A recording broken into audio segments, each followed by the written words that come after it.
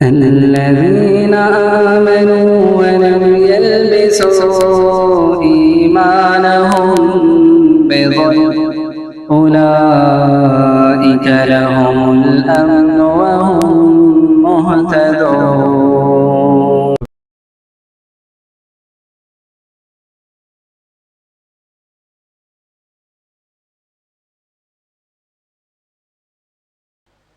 السلام علیکم ورحمۃ اللہ وبرکاتہ.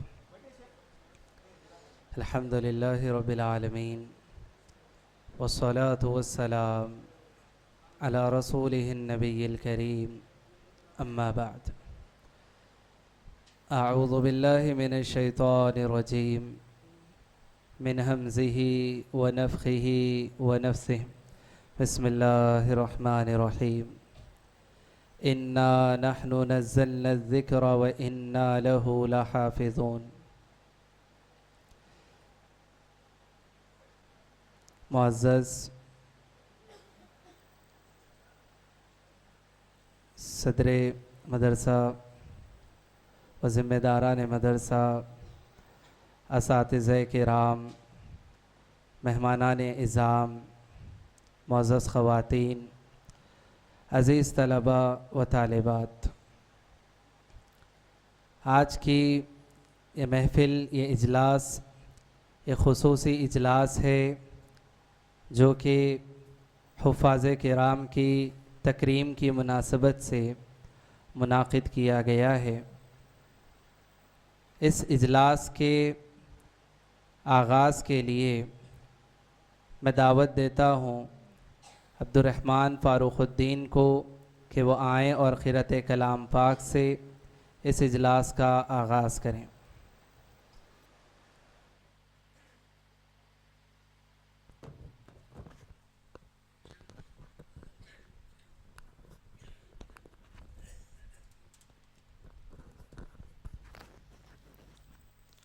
السلام علیکم ورحمۃ اللہ وبرکاتہ. اعوذ باللہ من الشیطان الرجیم. بسم اللہ الرحمن الرحیم. للہ ما فی السماوات وما فی الارض وَإِن تُبْدُوا مَا فِي أَنفُسِكُمْ أَوْ تُخْفُوهُ يُحَاسِبْكُم بِهِ اللَّهُ فَيَغْفِرُ لِمَن يَشَاءُ وَيُعَذِّبُ مَن يَشَاءُ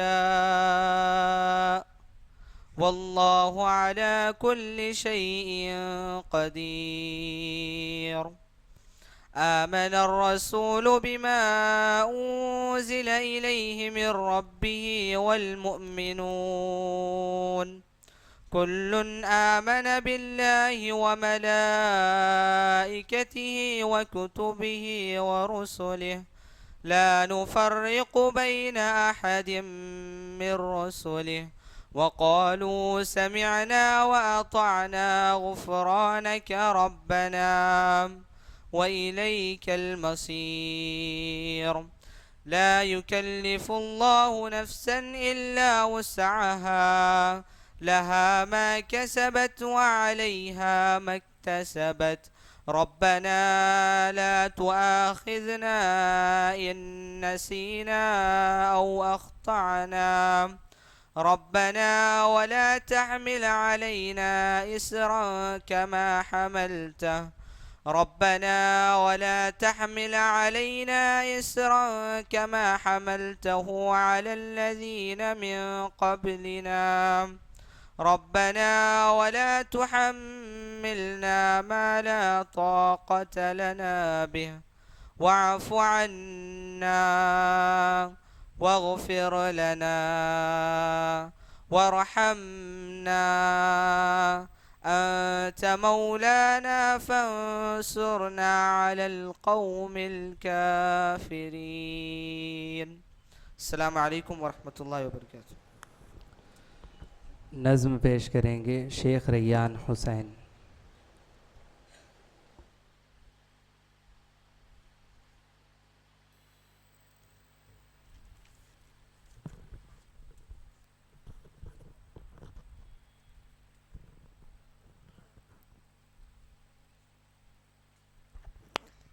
السلام علیکم ورحمۃ اللہ وبرکاتہ.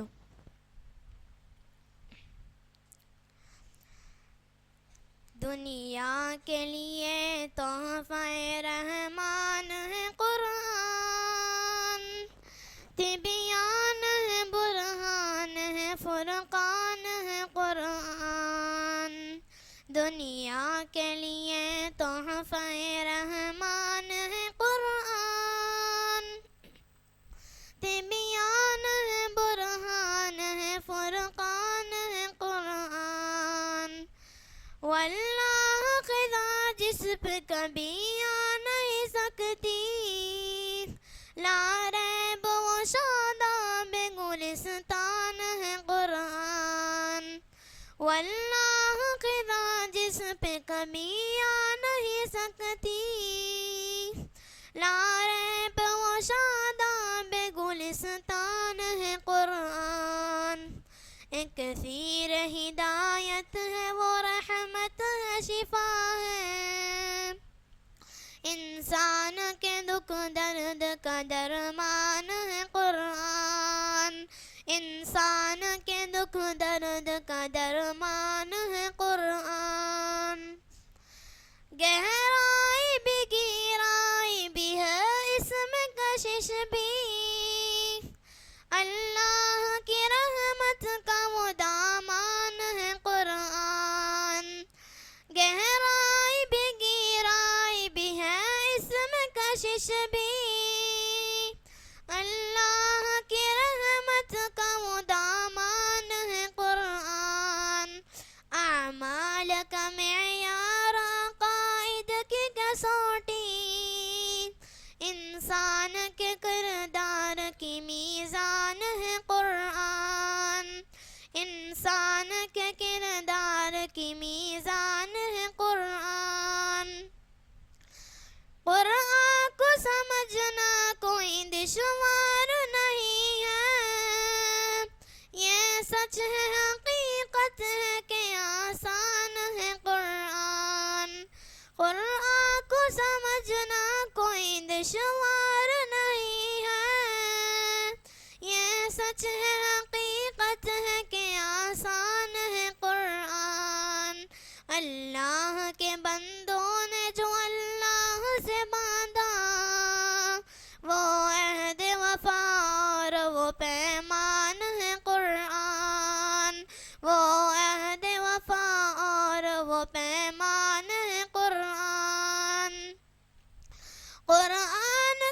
قرآن کا مقصود ہے تذکیر و نصیحت، ارشاد ہدا کا سر و سامان ہے قرآن.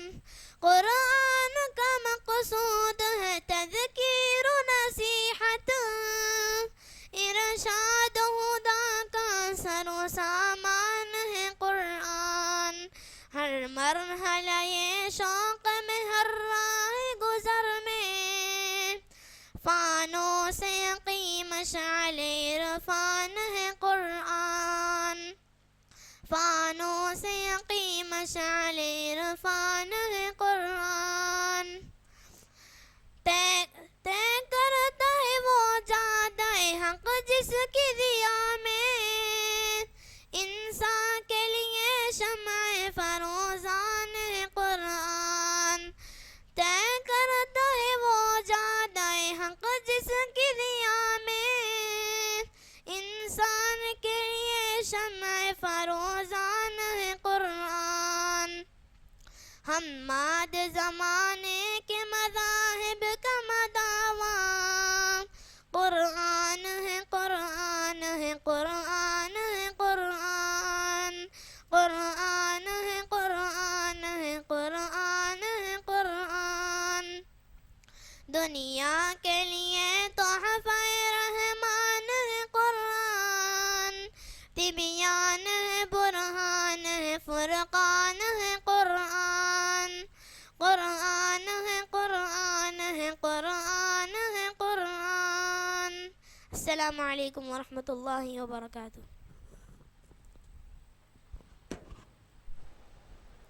اس کے بعد میں خصوصی خطاب کے لیے دعوت دیتا ہوں مولانا قاسم علی عمری نذیری حفظہ اللہ کو وہ اپنے خصوصی خطاب سے ہم تمام کو مستفید فرمائیں۔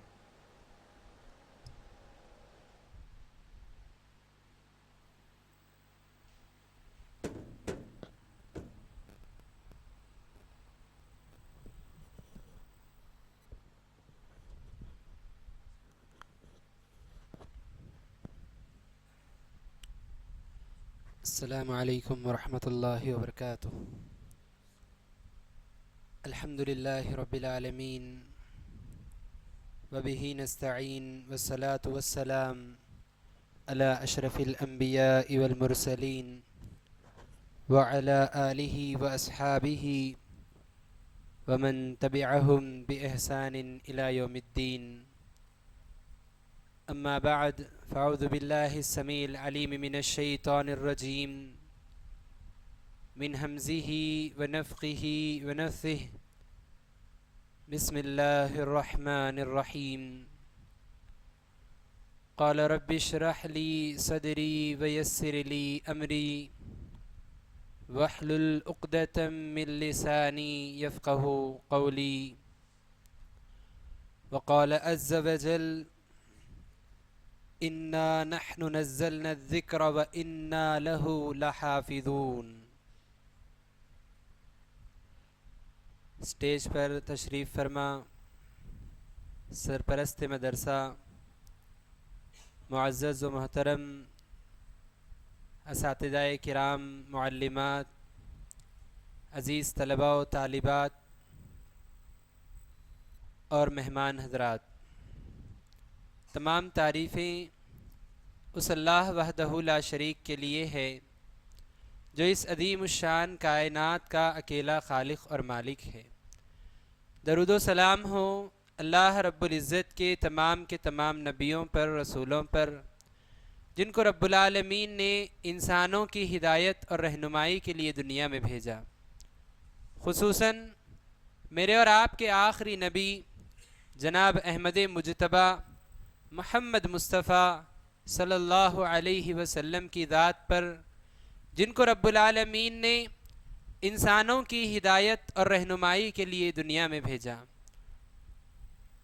خصوصی طور پر ہمارے نبی جناب محمد الرسول اللہ صلی اللہ علیہ وسلم پر لاکھوں کروڑوں درود و سلام ہو کہ جن کو رب العالمین نے رہتی کائنات تک کے لیے اسوہ اور نمونہ بنا کر دنیا میں بھیجا، آپ پر دین کو مکمل کیا اور یہ بات نازل فرما دی، الیوم اکملت لکم دینکم واتممت علیکم نعمتی ورضیت لکم الاسلام دینا، کہ آج کے دن میں نے تم پر دین کو مکمل کر دیا، اپنی نعمت کو تمام کر دیا اور اسلام کو بطور دین تم سے راضی کر لیا۔ اب اس دین میں نہ کسی کمی کی گنجائش ہے اور نہ ہی کوئی اضافہ قابل قبول ہے۔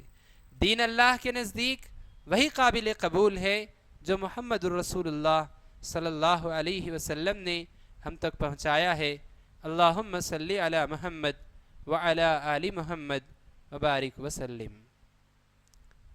حضرات، آج کی یہ محفل بڑی بابرکت محفل ہے کہ جس میں ایک عظیم الشان مقصد کے تحت ہم یہاں جمع ہوئے ہیں، اور وہ مقصد یہ ہے کہ مدرسے میں جو شعبہ حفظ کی تعلیم ہوتی ہے، طلباء کو جو قرآن یاد کرایا جاتا ہے، الحمدللہ پچھلے طلباء کی طرح جس طرح اور طلباء نے حفظ مکمل کیا، الحمدللہ ابھی یہ مناسبت بنی کہ دو لڑکوں نے اور مدرسے میں ہی تعلیم حاصل کرنے والی ایک طالبہ نے، ایک لڑکی نے الحمدللہ مکمل قرآن حفظ کر لیا ہے۔ تو ان کی تکریم میں، ان کے اعزاز میں آج یہ اجلاس منعقد کیا گیا ہے اور اس اجلاس میں آج ہم شریک ہیں۔ اس اجلاس کی مناسبت سے فضیلت الشیخ ظفر الحسن مدنی حفظہ اللہ انشاءاللہ تھوڑی دیر میں آپ کے سامنے مخاطب ہوں گے۔ اس سے پہلے کہ شیخ یہاں پر آپ کے سامنے موجود ہوں یا آپ سے خطاب کریں، مجھے آپ کے سامنے قرآن مجید سے متعلق چند باتیں رکھنے کے لیے جو ہے کھڑا کیا گیا ہے۔ حضرات قرآن مجید وہ کتاب مقدس ہے، وہ کتاب ہدایت ہے کہ اللہ تبارک و تعالیٰ نے دنیا میں انسانوں کو بھیجا اپنی عبادت کے مقصد کے ساتھ۔ دنیا میں انسان آنے کے بعد اپنی اس مقصد کو بھول جاتا ہے۔ ہم میں سے ہر ایک کو اللہ تبارک و تعالیٰ نے یہاں دنیا میں بھیجنے سے پہلے ہماری تمام کی روحوں کو اللہ تبارک و تعالیٰ نے یہاں آنے سے پہلے جمع کیا، اور اللہ تبارک و تعالیٰ نے تمام روحوں سے سوال کیا الست بربکم، کیا میں تمہارا رب نہیں ہوں؟ تمام روحوں نے ایک لفظ ہو کر، ایک آواز ہو کر جواب دیا قالوا بلا، کیوں نہیں اے رب، ہم تجھے رب مانتے ہیں، تو ہی ہمارا رب ہے، تو ہی پیدا کرنے والا، تو ہی خالق، تو ہی مالک، ہر عبادت کا تو ہی مستحق ہے۔ تمام نفسوں نے، تمام روحوں نے اس کا اعتراف کیا رب العالمین کے سامنے۔ لیکن جب اللہ تبارک و تعالیٰ نے ہمیں اس دنیا میں بھیجا تو ہم اس مقصد کو بھول جاتے ہیں۔ انسان کو آزمائش کے لیے اللہ تبارک و تعالیٰ نے وہ معاہدہ جو انسان نے اللہ سے کیا تھا، انسان کو بھلا دیا جاتا ہے۔ پھر اس کے بعد دنیا میں آنے کے بعد ہدایت کا راستہ جاننے کے لیے، سیدھا راستہ جاننے کے لیے اللہ تبارک و تعالیٰ نے ہر دور ہر زمانے میں نبیوں اور رسولوں کا انتخاب فرمایا۔ ہر دور ہر زمانے میں اللہ تبارک و تعالیٰ نے دنیا میں نبیوں اور رسولوں کا ایک سلسلہ جاری رکھا۔ وہ انبیاء آتے اور اپنی قوموں کو اللہ کی عبادت کا مقصد یاد دلاتے، اور اللہ تبارک و تعالیٰ نے اس مقصد کو یاد دلانے کے لیے جہاں نبیوں کو رسولوں کو بھیجا، وہیں اللہ تبارک و تعالیٰ نے ان کے ساتھ کتابوں کا انتظام فرمایا۔ ان کے ساتھ اللہ تبارک و تعالیٰ نے کتابیں نازل فرمائی آسمان سے، جو کتابیں کے ہدایت کی کتابیں ہوا کرتی تھی۔ اللہ تبارک و تعالیٰ کا پیغام اس میں ہوا کرتا تھا۔ اللہ تبارک و تعالیٰ نے کتابیں آسمان سے نازل فرمائی۔ ان کتابوں میں آپ دیکھیں تو اس سے پہلے، قرآن مجید سے پہلے، موسیٰ علیہ السلام کو اللہ تبارک و تعالیٰ نے توریت عطا فرمائی۔ اسی طرح اللہ تبارک و تعالیٰ نے عیسیٰ علیہ السلام کو انجیل عطا فرمائی۔ جس طرح اللہ تبارک و تعالیٰ نے پچھلی امتوں کو رسول عطا فرمائے، نبی عطا فرمائے، رہنمائی کے لیے رہبر اور رہنما اللہ تبارک و تعالیٰ نے عطا فرمائے، ویسے ہی اللہ تبارک و تعالیٰ نے ان کی رہنمائی کے لیے کتابیں بھی نازل فرمائی، کتابیں بھی عطا فرمائی کہ اگر نبی دنیا سے چلے بھی جاتے ہیں تو نبی کے جانے کے بعد بھی ان کتابوں سے لوگ ہدایت حاصل کرتے رہے۔ اور اللہ تبارک و تعالیٰ نے سب نبیوں کے بعد سب سے اخیر میں میرے اور آپ کے نبی جناب محمد الرسول اللہ صلی اللہ علیہ وسلم کو مبعوث فرمایا۔ اور جیسے ہم جانتے ہیں کہ ہمارے نبی صلی اللہ علیہ وسلم کی ایک خاصیت ہے کہ اللہ تبارک و تعالیٰ نے ان کو جو شریعت عطا فرمائی، وہ شریعت قیامت تک آنے والے تمام جن و انس کے لیے رہبری اور رہنمائی کا آخری ذریعہ قرار دی گئی۔ اللہ تبارک و تعالیٰ نے فرمایا وَمَا أَرْسَلْنَاكَ إِلَّا كَافَّةً لِلنَّاسِ، کہ ہم نے آپ کو تمام لوگوں کے لیے ہم نے آپ کو رسول بنا کر بھیجا۔ اللہ کے رسول صلی اللہ علیہ وسلم کی رسالت، اللہ کے رسول صلی اللہ علیہ وسلم کی شریعت قیامت تک آنے والے تمام جن و انس کے لیے رہنمائی کا ذریعہ ہے۔ پچھلے جو نبی آیا کرتے تھے ان کی شریعتوں کا یہ معاملہ ہوتا کہ ان کی شریعت کسی ایک خاندان کے ساتھ خاص ہوتی، ان کی شریعت کسی ایک زمانے کے ساتھ خاص ہوتی، ان کی شریعت کسی ایک علاقے کے ساتھ خاص ہوتی۔ اللہ تبارک و تعالیٰ ایک نبی کو ایک علاقے میں بھیجتے، دوسرے نبی کو دوسرے علاقے میں بھیجا جاتا۔ اسی طرح اللہ تبارک و تعالیٰ ایک نبی کو ایک خاندان کی طرف بھیجتے، پھر اس کے بعد وہ نبی چلے جاتے، پھر کچھ دنوں کے بعد کوئی اور نبی آتے، یہ سلسلہ چلتا رہا۔ لیکن ہمارے نبی جناب محمد الرسول اللہ صلی اللہ علیہ وسلم کی خاصیت ہے کہ اللہ تبارک و تعالیٰ نے آپ کو قیامت تک آنے والے تمام جن و انس کے لیے رسول بنا کر بھیجا۔ اللہ کے نبی صلی اللہ علیہ وسلم صرف عرب قوم کی طرف نبی بن کے نہیں آئے تھے۔ اللہ کے رسول صلی اللہ علیہ وسلم صرف 1500 سال پہلے جو لوگ تھے ان کے لیے نبی بن کے نہیں آئے تھے۔ اللہ کے رسول صلی اللہ علیہ وسلم ایک محدود زمانے کے لیے، ایک محدود خاندان کے لیے نہیں آئے تھے، بلکہ میرے اور آپ کے نبی جناب محمد الرسول اللہ صلی اللہ علیہ وسلم کو قیامت تک پیدا ہونے والے تمام جن و انس کے لیے رہبر اور رہنما بنا کر بھیجا گیا۔ اب یہ بات اللہ کے رسول صلی اللہ علیہ وسلم کے بارے میں ہم جانتے ہیں کہ اللہ کے رسول صلی اللہ علیہ وسلم آج سے 1450 سال یا تقریباً 1500 سال پہلے اس دنیا سے آپ گزر گئے۔ اب میرے اور آپ کے لیے یہ امکان نہیں کہ ہم اللہ کے رسول صلی اللہ علیہ وسلم سے ملاقات کریں، آپ سے رہبری اور رہنمائی حاصل کریں، بلا واسطہ اللہ کے نبی صلی اللہ علیہ وسلم تک پہنچنا ہمارے لیے ممکن نہیں۔ لیکن اللہ تبارک و تعالیٰ نے جو کتاب اللہ کے نبی صلی اللہ علیہ وسلم پر نازل فرمائی، یہ کتاب وہ کتاب ہے کہ جسے اللہ تبارک و تعالیٰ نے ہدایت اور رہنمائی کے لیے نازل فرمایا، اور اللہ تبارک و تعالیٰ نے اس کتاب کے بارے میں کہا ھدی للناس، کہ یہ کتاب لوگوں کی ہدایت کے لیے نازل کی گئی۔ اب گرچہ ہمارے درمیان نبی موجود نہیں ہیں، لیکن نبی صلی اللہ علیہ وسلم جو قرآن مجید کو لے کر آئے، یہ قرآن مجید ہمیں اپنا مقصد یاد دلاتی ہے، یہ قرآن مجید ہمیں صراط مستقیم بتاتی ہے، زندگی گزارنے کا سیدھا راستہ ہمیں بتاتی ہے۔ ان ھذا القرآن یہدی للتی ہی اقوم، اللہ نے کہا کہ یہ قرآن وہ راستہ بتاتی ہے جو سب سے بہترین ہے، جو سب سے سیدھا ہے، جو سب سے مضبوط ہے۔ اللہ تبارک و تعالیٰ نے اس قرآن مجید کو ایسی کتاب بنا کے نازل فرمایا کہ جو قیامت تک آنے والے انسانوں کے لیے رہبری اور رہنمائی کا ذریعہ ہے۔ جیسے آپ جانتے ہیں اللہ کے رسول صلی اللہ علیہ وسلم نے حدیث میں فرمایا لن تضلوا ما تمسکتم بہما ترکت فیکم امرین لن تضلوا ما تمسکتم بہما، میں تمہارے درمیان دو چیزیں چھوڑ کے جا رہا ہوں، میں تمہارے درمیان دو چیزیں چھوڑ کے جا رہا ہوں، جب تک اس کو تم تھامے رکھو گے اس وقت تک تم کبھی گمراہ نہیں ہو۔ اور اس میں پہلی چیز کیا ہے؟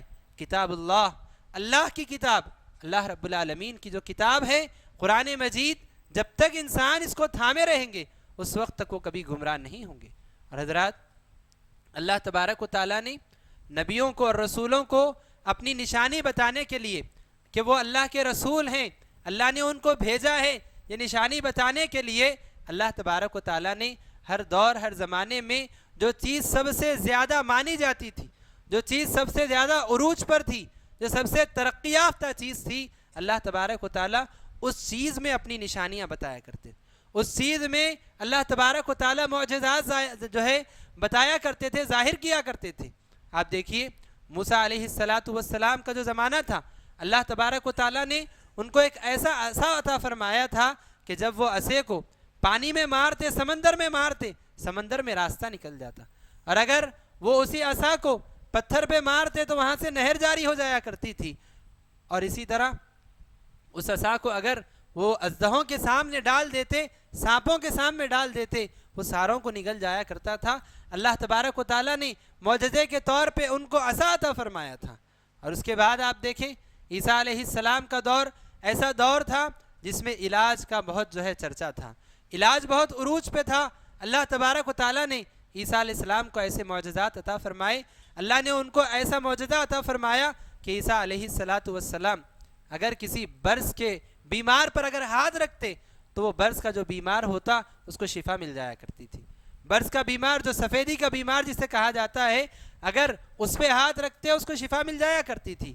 اگر عیسیٰ علیہ السلام کسی ایسے شخص کو جو بچپن سے نابینا ہے، اندھا ہے، اگر اس پہ ہاتھ رکھتے تو اللہ کے حکم سے اس کو بینائی مل جایا کرتی تھی۔ اسی طرح عیسیٰ علیہ السلام اللہ نے ان کو اتنی صلاحیت، اتنا بڑا معجزہ عطا فرمایا تھا کہ اگر عیسیٰ علیہ السلام کسی مردے پہ ہاتھ رکھ کے پھیرتے تو اللہ کے حکم سے مردے زندہ ہو جایا کرتے تھے۔ یہ اللہ تبارک و تعالیٰ نے عیسیٰ علیہ السلام کو معجزے عطا فرمائے۔ اور اللہ تبارک و تعالیٰ نے ہمارے نبی جناب محمد الرسول اللہ صلی اللہ علیہ وسلم کو جو معجزہ عطا فرمایا، جو قیامت تک باقی رہنے والا ہے، جو میرے اور آپ کے سامنے ہے، وہ معجزہ قرآن مجید ہے۔ اللہ تبارک و تعالیٰ نے جب ہمارے نبی جناب محمد الرسول اللہ صلی اللہ علیہ وسلم کو نبی بنا کر بھیجا، آپ کا زمانہ وہ زمانہ تھا کہ عرب کے لوگ شاعری پر، اپنی زبان پر، اپنے کلام پر بہت فخر کیا کرتے تھے۔ شاعری اور اپنی بات کو رکھنا یہ معاملہ اپنے عروج پہ تھا۔ اللہ تبارک و تعالیٰ نے اس وقت میں قرآن کریم کو نازل کیا، اور وہ عرب کے لوگ جو بات کرتے ہوئے بھی بڑی معیاری شاعری بولا کرتے تھے، زبان پہ اتنا عبور ان کو تھا کہ وہ لوگ اپنے آپ کو عرب یعنی بولنے والے، دوسروں کو عجم یعنی جن کو بولنا نہیں آتا، وہ دوسروں کے اوپر اپنے آپ کو اتنا فخر کے ساتھ ذکر کیا کرتے تھے. اللہ تبارک و تعالیٰ نے ان سے کہا قل ان کنتم فی ریب مما نزلنا علی عبدنا فأتوا بسورۃ مثلہ. اللہ تبارک و تعالیٰ نے کہا کہ اگر تمہیں اس کلام پر، اس کتاب پر شک ہے جو ہم نے اپنے بندے پہ نازل فرمائی ہے، فأتوا بسورۃ من مثلہ، تو اس جیسی ایک صورت لا کر بتاؤ، اس جیسی ایک صورت لا کر بتاؤ. تم لاؤ، تم کوشش کرو، تم سب جمع ہو جاؤ، اور تمہارے جتنے شریک ہیں جس کی تم عبادت کرتے ہو ان کو بھی تم جمع کر لو، جنات کو جمع کر لو، تمہارے معبودان باطلہ کو جمع کر لو، جس کو لانا چاہتے ہو لا لو، ساری کوشش کر لو، پوری صلاحیت لگا لو، جتنا کر سکتے ہو کر لو، اس کے بعد تم ایک سورہ لا بتاؤ. اللہ تبارک و تعالیٰ نے قرآن کریم میں 114 سورتیں نازل فرمائی ہے. اللہ نے چیلنج کیا کہ اس کے سوروں جیسا ایک سورہ کم سے کم لا کر بتاؤ. ساری عرب قوم نے مل کر کوشش کی، ایک سورہ لا کر نہیں بتا سکتے. یہ قرآن کا معجزہ ہے. اللہ تبارک و تعالیٰ نے ایسا معجزہ والا یہ قرآن بنایا ہے کہ سارا عرب مل کر ایک سورہ اس کے مقابلے میں وہ لا نہیں پائے. اللہ تبارک و تعالیٰ نے ایک ایسا معجزے والا قرآن ہمیں عطا فرمایا ہے. اور اسی طرح حضرات قرآن کریم ایسی معزز کتاب ہے، ایسی مقدس کتاب ہے کہ جو انسان اس سے اپنے تعلق کو جوڑتا ہے، جو اس سے جتنا قریب ہوتا چلا جاتا ہے، اللہ تبارک و تعالیٰ اس کے مقام کو اتنا بلند کرتا چلا جاتا ہے. آپ دیکھیں اللہ تبارک و تعالیٰ نے اس قرآن کے ساتھ جس کو جوڑا وہ تمام کی جو ہے عزت، ان کا مقام بڑھتا چلا جائے. اللہ تبارک و تعالیٰ نے اس قرآن مجید کو حضرت جبریل علیہ السلام کے ذریعے بھیجا. ان کے ذریعے اللہ تبارک و تعالیٰ نے نازل فرمایا. وہ کون ہیں؟ وہ تمام فرشتوں کے سردار جبریل علیہ السلام، تمام فرشتوں کے سردار. آسمان سے جس فرشتے کو قرآن لے جانے کے لیے منتخب کیا گیا وہ تمام فرشتوں کے سردار. زمین پر جس کے قلب اطہر پہ اللہ تبارک و تعالیٰ نے قرآن نازل کرنے کا فیصلہ کیا وہ ہمارے نبی محمد الرسول اللہ صلی اللہ علیہ وسلم. تمام انسانیت میں یا یہ کہیں تمام مخلوق میں اللہ رب العالمین کے نزدیک سب سے بہترین، سب سے اعلیٰ مقام والی شخصیت اللہ تبارک و تعالیٰ نے ان کا انتخاب کیا قرآن مجید کے لیے. آپ دیکھیں اللہ تبارک و تعالیٰ نے جس مہینے میں اس قرآن کو نازل کیا وہ مہینہ ماہ مبارک و رمضان المبارک کا مہینہ جو تمام مہینوں میں اپنی ایک الگ شناخت رکھتا ہے. آپ دیکھیں جس رات میں اللہ تبارک و تعالیٰ نے اس قرآن مجید کو نازل کیا وہ رات لیلۃ القدر کی رات ہے. سال میں جو 365 راتیں آتی ہے، یہ تمام میں جو عبادتیں کی جاتی ہے، یہ تمام عبادتوں سے کئی گنا بڑھ کر 1000 شہر اللہ رب العالمین نے کہا خیر من 1000 شہر، کہ صرف ایک رات جس میں قرآن مجید کو نازل کیا گیا اس میں جو کی جاتی ہے عبادت، وہ عبادت اللہ کے نزدیک 1000 مہینوں کی عبادت سے زیادہ بہتر ہے. کیوں؟ اس لیے کہ اس میں قرآن کو نازل کیا گیا. اسی طرح آپ دیکھیں قرآن سے جو اپنے تعلق کو جوڑتے ہیں، جو قرآن کو پڑھتے ہیں، قرآن کو پڑھاتے ہیں، اللہ کے رسول صلی اللہ علیہ وسلم نے ان کو معاشرے کے سب سے بہترین لوگ قرار دیا اور کہا خیرکم من تعلم القرآن وعلمہ. فرمایا کہ تم میں سب سے بہترین وہ لوگ ہیں جو قرآن کو سیکھتے ہیں، قرآن کو سکھاتے ہیں. قرآن سے تعلق جوڑنے والے چاہے وہ پڑھنے کے لحاظ سے ہو، پڑھانے کے لحاظ سے ہو، جو لوگ قرآن سے اپنے تعلق کو جوڑتے ہیں وہ لوگ اللہ کے نزدیک سب سے بہترین لوگ بن جاتے ہیں، سب سے معزز لوگ اللہ کے نزدیک بن جاتے ہیں. اور حضرات اسی طرح آپ دیکھیں قرآن مجید سے جو لوگ اپنے تعلق کو جوڑتے ہیں، قرآن کو پڑھتے ہیں، قرآن کی تلاوت کرتے ہیں، قیامت کے دن بھی ان کا بڑا مقام و مرتبہ ہوگا. آپ جانتے ہیں کہ اللہ کے نبی صلی اللہ علیہ وسلم نے حدیث میں فرمایا قیامت کے دن جب اللہ تبارک و تعالیٰ بندوں کو جنت میں داخل فرمائیں گے تو اللہ تبارک و تعالیٰ وہاں بندوں سے کہیں گے اقرأ ورتقی، کہ قرآن کو پڑھتے چلے جاؤ اور آگے بڑھتے چلے جاؤ. فإن آخر منزلک عند آخر آیت تتلوہا، تمہارا مقام وہاں جا کر طے ہوگا، وہاں جا کر تمہاری جگہ جنت میں طے ہو جائے گی جہاں تم آخری آیت کی تلاوت ختم کرو گے. قرآن کو جو جتنا یاد کرے گا، آپ سوچئے کہ اگر آپ کو 10 سورے یاد ہیں تو آپ 10 سوروں کی تلاوت کرنے کے بعد آپ کا مقام وہاں طے ہو جائے گا، اس سے آپ اوپر نہیں جا پائیں گے. اس کے بعد اگر کسی کو 15 سورے یاد ہیں وہ اس کے اوپر جائے گا، کسی کو اگر اس سے زیادہ ایک پارہ کسی کو یاد ہے وہ اس سے اوپر جائے گا، کسی کو اور آگے یاد ہے وہ اس سے اوپر جائے گا.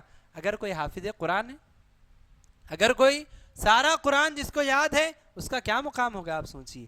سب سے ساری قرآن اس کو یاد ہے, ساری آیتیں 6000 سے زائد جو آیتیں ہیں, ساری آیتیں اگر وہ پڑھتا چلا گیا تو اس کا مقام کتنا اونچا ہو جائے گا. وہ آدمی جو 10 آیتیں یاد کیا ہوا ہے اور وہ آدمی جو سارا قرآن یاد کیا ہوا ہے, دونوں کے مقام میں, دونوں کے منزلت میں کتنا بڑا فرق آئے گا آپ اندازہ لگائیے. ہزاروں درجے بڑھ کر وہ انسان پہنچ جائے گا جو انسان کے قرآن مجید کو یاد کرنے والا ہے. اور یہ جو فرق ہے, یہ جو قرآن کی وجہ سے اللہ تبارک و تعالیٰ نے درجات رکھے ہیں, یہ محض آخرت میں نہیں ہے, بلکہ اللہ کے رسول صلی اللہ علیہ وسلم نے فرمایا دنیا میں بھی جو لوگ قرآن مجید کو یاد کرتے ہیں, جو لوگ قرآن مجید کو پڑھتے ہیں, ان کا مقام عام لوگوں سے زیادہ ہے. حدیث میں نبی صلی اللہ علیہ وسلم نے امامت کے لیے جو معیار متعین فرمایا, کون آدمی امامت کرے گا, بہت سارے لوگ جمع ہو جائیں, اگر کون امامت کرے گا, امامت کا حق کس کو ہے, آگے بڑھ کر ساری قوم کو لیڈ کرنے کا یہ حق کس کو ہے. اللہ کے رسول صلی اللہ علیہ وسلم نے فرمایا یؤم القوم اقرأہم لکتاب اللہ, کہ قوم کی امامت وہ شخص کرے گا جو سب سے زیادہ قرآن کو جاننے والا ہے, جو سب سے زیادہ قرآن کی آیتیں یاد کیا ہوا ہے, جو سب سے زیادہ قرآن کا علم رکھنے والا ہے. وہ انسان تمام لوگوں میں سب سے آگے بڑھے گا, گرچہ اس کی عمر کم ہو. اگر وہ 10 سال کا بچہ ہو, وہ 12 سال کا بچہ ہو, پیچھے کھڑے ہوئے 50-60 سال کے بزرگ ہیں, لیکن اگر وہ بچے کو قرآن یاد ہے زیادہ تو اس بچے کو آگے کھڑایا جائے گا. وہ بچہ حافظ قرآن ہے, اس کے پیچھے وقت کا حکمران بھی اگر ہے وہ اس کے پیچھے کھڑا ہوگا. اگر وہ بہت بڑا ڈاکٹر ہے, بہت بڑا انجینئر ہے, بہت بڑا مالدار ہے, وہ دنیاوی اعتبار سے چاہے کچھ ہو, لیکن اگر قرآن کریم میں وہ آگے نہیں ہے, اس کو امامت کے لیے آگے نہیں بڑھایا جائے. یہ کتنا بڑا شرف ہے آپ سوچئے کہ وہ آدمی جسے قرآن یاد ہے, اس کے پیچھے جب وہ اللہ اکبر کہہ کر وہ جو ہے ہاتھ باندھتا ہے, ساری قوم کو حکم ہے کہ وہ اس کی اتباع کرے اور وہ تکبیر کہہ کے ہاتھ باندھ لے. وہ رکوع میں جاتا ہے اور تمام لوگوں کو حکم دیا گیا کہ جب وہ رکوع میں جا رہا ہے تم بھی رکوع میں جاؤ. جب وہ رکوع سے سر اٹھاتا ہے, ہر حرکت پر اس کی اتباع, اس کو فالو کرنا ہے. کیوں؟ کس چیز نے اس کو اتنا بلند کیا؟ اس کے قرآن نے. قرآن مجید جو اس کو یاد ہے, یہ قرآن نے اس کے مقام کو اتنا بلند کیا. عمر رضی اللہ تعالی عنہ کا زمانہ تھا. عمر رضی اللہ تعالی عنہ اپنے جو گورنر ہوا کرتے تھے, گورنروں سے وقتاً فوقتاً ملاقات کیا کرتے تھے. ایک مرتبہ ایسا ہوا کہ ایک گورنر عمر رضی اللہ تعالی عنہ کے, جن کا نام نافع ابن عبد الحارث تھا, نافع ابن عبد الحارث ان کا نام تھا. عمر رضی اللہ عنہ نے ان کو خط لکھ بھیجا کہ آپ کو اس مقام پر آ کے ہم سے ملاقات کرنا ہے, اور وہ آ گئے ملاقات کرنے کے لیے. اور قانون یہ ہوا کرتا تھا, اصول یہ ہوتا تھا کہ اگر کوئی گورنر اپنی جگہ چھوڑ کر کہیں سفر پہ جا رہا ہے تو وہ اپنی جگہ کسی اور کو مقرر کر کے جائے, اپنی جگہ کسی اور کو نائب بنا کر جائے. عمر رضی اللہ عنہ نے جب ملاقات کی تو سب سے پہلے حضرت عمر نے سوال پوچھا کہ تم مکہ کے گورنر ہو, تم مکہ سے نکل کر یہاں آئے ہو, تو اپنے پیچھے تم نے کس کو جو ہے اپنا نائب مقرر کیا؟ تو انہوں نے کہا کہ میں نے اپنے پیچھے ایک غلام کو جس کا نام ابن ابزہ ہے, میں نے ان کو اپنا نائب مقرر کیا. ابن ابزہ جو کہ ایک غلام ہیں, میں نے ان کو اپنا نائب مقرر کیا اور ان کو اپنی جگہ میں بٹھا کے آیا ہوں. گورنر کی کرسی پر ان کو میں بٹھا کر آیا ہوں جو ایک غلام ہے, ان کا نام ابن ابزہ ہے. حضرت عمر پریشان ہو گئے کہ مکہ وہ جگہ جہاں پہ سردار لوگ رہتے ہیں, ساری دنیا کی سرداری ان لوگوں کے حصے میں آئی ہے, ایسے لوگوں کے اوپر, ایسے سرداروں کے پیچھے, ایسے سرداروں کے اوپر تم نے ابن ابزہ کو, جو کہ ایک بالکل معمولی سا ایک جو ہے غلام آدمی ہے, تم نے اس کو کیسے مقرر کر دیا؟ یعنی آپ سوچئے کہ ایک آدمی اگر سردار قسم کا آدمی ہے, اس کے اوپر ایک غلام کو اگر مقرر کیا جائے وہ آدمی بغاوت کر دے گا. تو اس وقت انہوں نے, نافع ابن عبد الحارث نے جواب میں کہا کہ اے خلیفۃ المسلمین, میں نے اس کو, ایک غلام کو میں نے گورنر اس لیے بنایا ہے, اپنی جگہ نائب اس لیے اس کو میں نے مقرر کیا ہے کہ وہ اللہ کی کتاب کو بہت جاننے والا ہے, وہ قرآن مجید کا علم رکھنے والا ہے, قرآن مجید کا علم اس کے پاس ہے, اسی لیے میں نے اس کو اپنی جگہ نائب مقرر کیا. جیسے ہی حضرت عمر رضی اللہ عنہ نے یہ بات سنی, انہوں نے ذکر کیا کہ تم نے سچ کہا. اللہ کے رسول صلی اللہ علیہ وسلم نے یہ بات بہت پہلے بتائی تھی, ان اللہ یرفع بہذا الکتاب اقواما ویضع بہ آخرین, کہ اللہ تبارک و تعالی اس قرآن کریم کے ذریعے کئی قوموں کو عروج عطا فرمائے گا، اور کئی قوموں کو اس قرآن سے لا تعلقی کی وجہ سے، اس قرآن سے اپنا تعلق جو ہے توڑ لینے کی وجہ سے اللہ کئی ساری قوموں کو زوال نصیب فرمائے گا۔ آج وہ ایک غلام ہونے کے باوجود ایک گورنر کی جگہ پہ پہنچ گئے ہیں، وجہ یہ کہ ان کو قرآن یاد ہے، قرآن سے انہوں نے اپنا تعلق بنایا ہے۔ یقیناً اللہ کے نبی صلی اللہ علیہ وسلم نے اس کی پیشن گوئی دی، حضرت عمر نے بات کہی۔ اور حضرات، اللہ کے رسول صلی اللہ علیہ وسلم اہل قرآن کا اتنا احترام کیا کرتے تھے، اتنا ان کا خیال رکھا کرتے تھے کہ آپ سوچئے جب احد کا موقع آیا، جنگ احد کا موقع آیا، جنگ احد کا موقع جو تاریخ جو سیرت کی جو ہے کتابیں ہیں یا سیرت جو آپ مکمل پڑھ لیجئے، آپ کو جو ہے معلوم ہوگا کہ سیرت جو اللہ کے نبی صلی اللہ علیہ وسلم کی ہے، یہ ساری تاریخ جو اللہ کے نبی صلی اللہ علیہ وسلم کی زندگی کی ہے، اس میں جنگ احد کا موقع ایک بڑا خطرناک موقع تھا، بڑا ہی نازک موقع تھا۔ ایسا موقع کہ آپ سوچئے 700 صحابہ کو اللہ کے رسول صلی اللہ علیہ وسلم اپنے ساتھ لے کر گئے جنگ لڑنے کے لیے۔ 700 صحابہ میں 70 صحابہ شہید کر دیے گئے۔ اگر کسی علاقے میں کوئی ایکسیڈنٹ ہو جائے، کوئی حادثہ ہو جائے، اور اگر ایک ہی گھر کے 2 افراد، 3 افراد، 4 افراد، ابھی جیسے قریب میں ایک بس حادثہ ہوا حیدرآباد کے 45 لوگ 40 لوگ کچھ، حیدرآباد ایک ہی شہر کے 40-45 لوگ شہید ہو گئے مختلف گھرانوں کے، تو کتنا افسوس ہوا، کتنی تکلیف ہوئی، ساری دنیا مچل گئی، سارا شہر پریشان ہو گیا، دنیا میں انٹرنیشنل لیول پر اس خبر کو دیکھا گیا۔ آپ سوچئے اللہ کی راہ میں جنگ لڑنے کے لیے نبی صلی اللہ علیہ وسلم صحابہ کو لے کر گئے، 700 گئے ہیں، 700 میں 70 کو شہید کر دیا گیا، 700 میں 70 کو شہید کر دیا گیا۔ کتنا نازک موقع رہا ہوگا، 70 کو تو شہید کر دیا گیا، اللہ کے رسول صلی اللہ علیہ وسلم کے دندان مبارک شہید کر دیے گئے، آپ کے دانت شہید کر دیے گئے، آپ کو اتنے زخم آئے کہ آپ ایک گڈھے میں گر گئے، آپ بے ہوش ہو گئے، سب میں قبر عام ہو گئی کہ اللہ کے رسول صلی اللہ علیہ وسلم کی نعوذ باللہ وفات ہو چکی ہے، اللہ کے نبی صلی اللہ علیہ وسلم کو شہید کر دیا گیا ہے۔ صحابہ باقی پلٹ کر جانے لگے۔ ایسا نازک مرحلہ جس میں اتنا بڑا نقصان ہوا، جو شہید ہوئے وہ ہو گئے، جو باقی تھے ان میں سے کئی لوگ، کسی کا ہاتھ کٹا ہوا، کسی کا پیر کٹا ہوا، زخموں سے چور تھے۔ ایسے مشکل کے مرحلے میں اللہ کے رسول صلی اللہ علیہ وسلم اتنے نازک موقع پر بھی جب صحابہ کی تدفین کر رہے تھے، اللہ کے رسول صلی اللہ علیہ وسلم قبروں کے پاس کھڑے ہوتے، ایک ایک قبر میں 2 مردوں کو تدفین کی گئی، کیونکہ گڈھے کھودنا، 70 گڑھے کھودنا، 70 قبریں کھودنا کوئی معمولی بات نہیں تھی۔ نبی صلی اللہ علیہ وسلم نے ایک قبر میں 2 مردوں کو جو ہے تدفین کرنے کا حکم دیا۔ آپ صلی اللہ علیہ وسلم اہتمام کے ساتھ قبر کے پاس کھڑے ہوتے اور پوچھتے کہ یہ 2 جو لوگ ہیں، ان دونوں میں زیادہ قرآن کس کو یاد ہے، ان دونوں میں قرآن کس کو زیادہ یاد ہے؟ آپ سوچ کے دیکھیے کتنا مشکل کا مرحلہ ہے، کتنی بڑی مصیبت آئی ہوئی ہے۔ ایسی مصیبت کسی پہ آ جائے، انسان اپنا نام بھول جائے گا، انسان اپنا نام بھول جائے گا۔ وہ قائد ہے قوم کا، 700 لوگوں کو لے کر گیا ہے، 70 لوگ شہید ہو گئے، 70 گھرانے اجڑ گئے ہیں، 70 گھروں میں کوئی جو ہے بیوہ ہو گئی ہے، کوئی یتیم ہو گیا ہے، کسی کی اولاد چلی گئی ہے، کسی کا باپ چلا گیا، کسی کا شوہر چلا گیا۔ سب کی جواب دہی لیڈر کے اوپر ہوتی ہے، قائد کے اوپر ہوتی ہے۔ اللہ کے رسول صلی اللہ علیہ وسلم اتنے نازک مرحلے میں بھی قرآن کریم کو یاد رکھنے والوں کا مقام بتا رہے ہیں کہ جو آدمی کا قرآن زیادہ یاد تھا، اللہ کے نبی صلی اللہ علیہ وسلم پہلے اس کو خبر میں آگے بڑھاتے، پہلے اس کو خبر میں آگے بڑھاتے۔ اللہ کے نبی صلی اللہ علیہ وسلم نے بتایا کہ قرآن یاد کرنے والوں کا یہ مقام ہے شریعت میں۔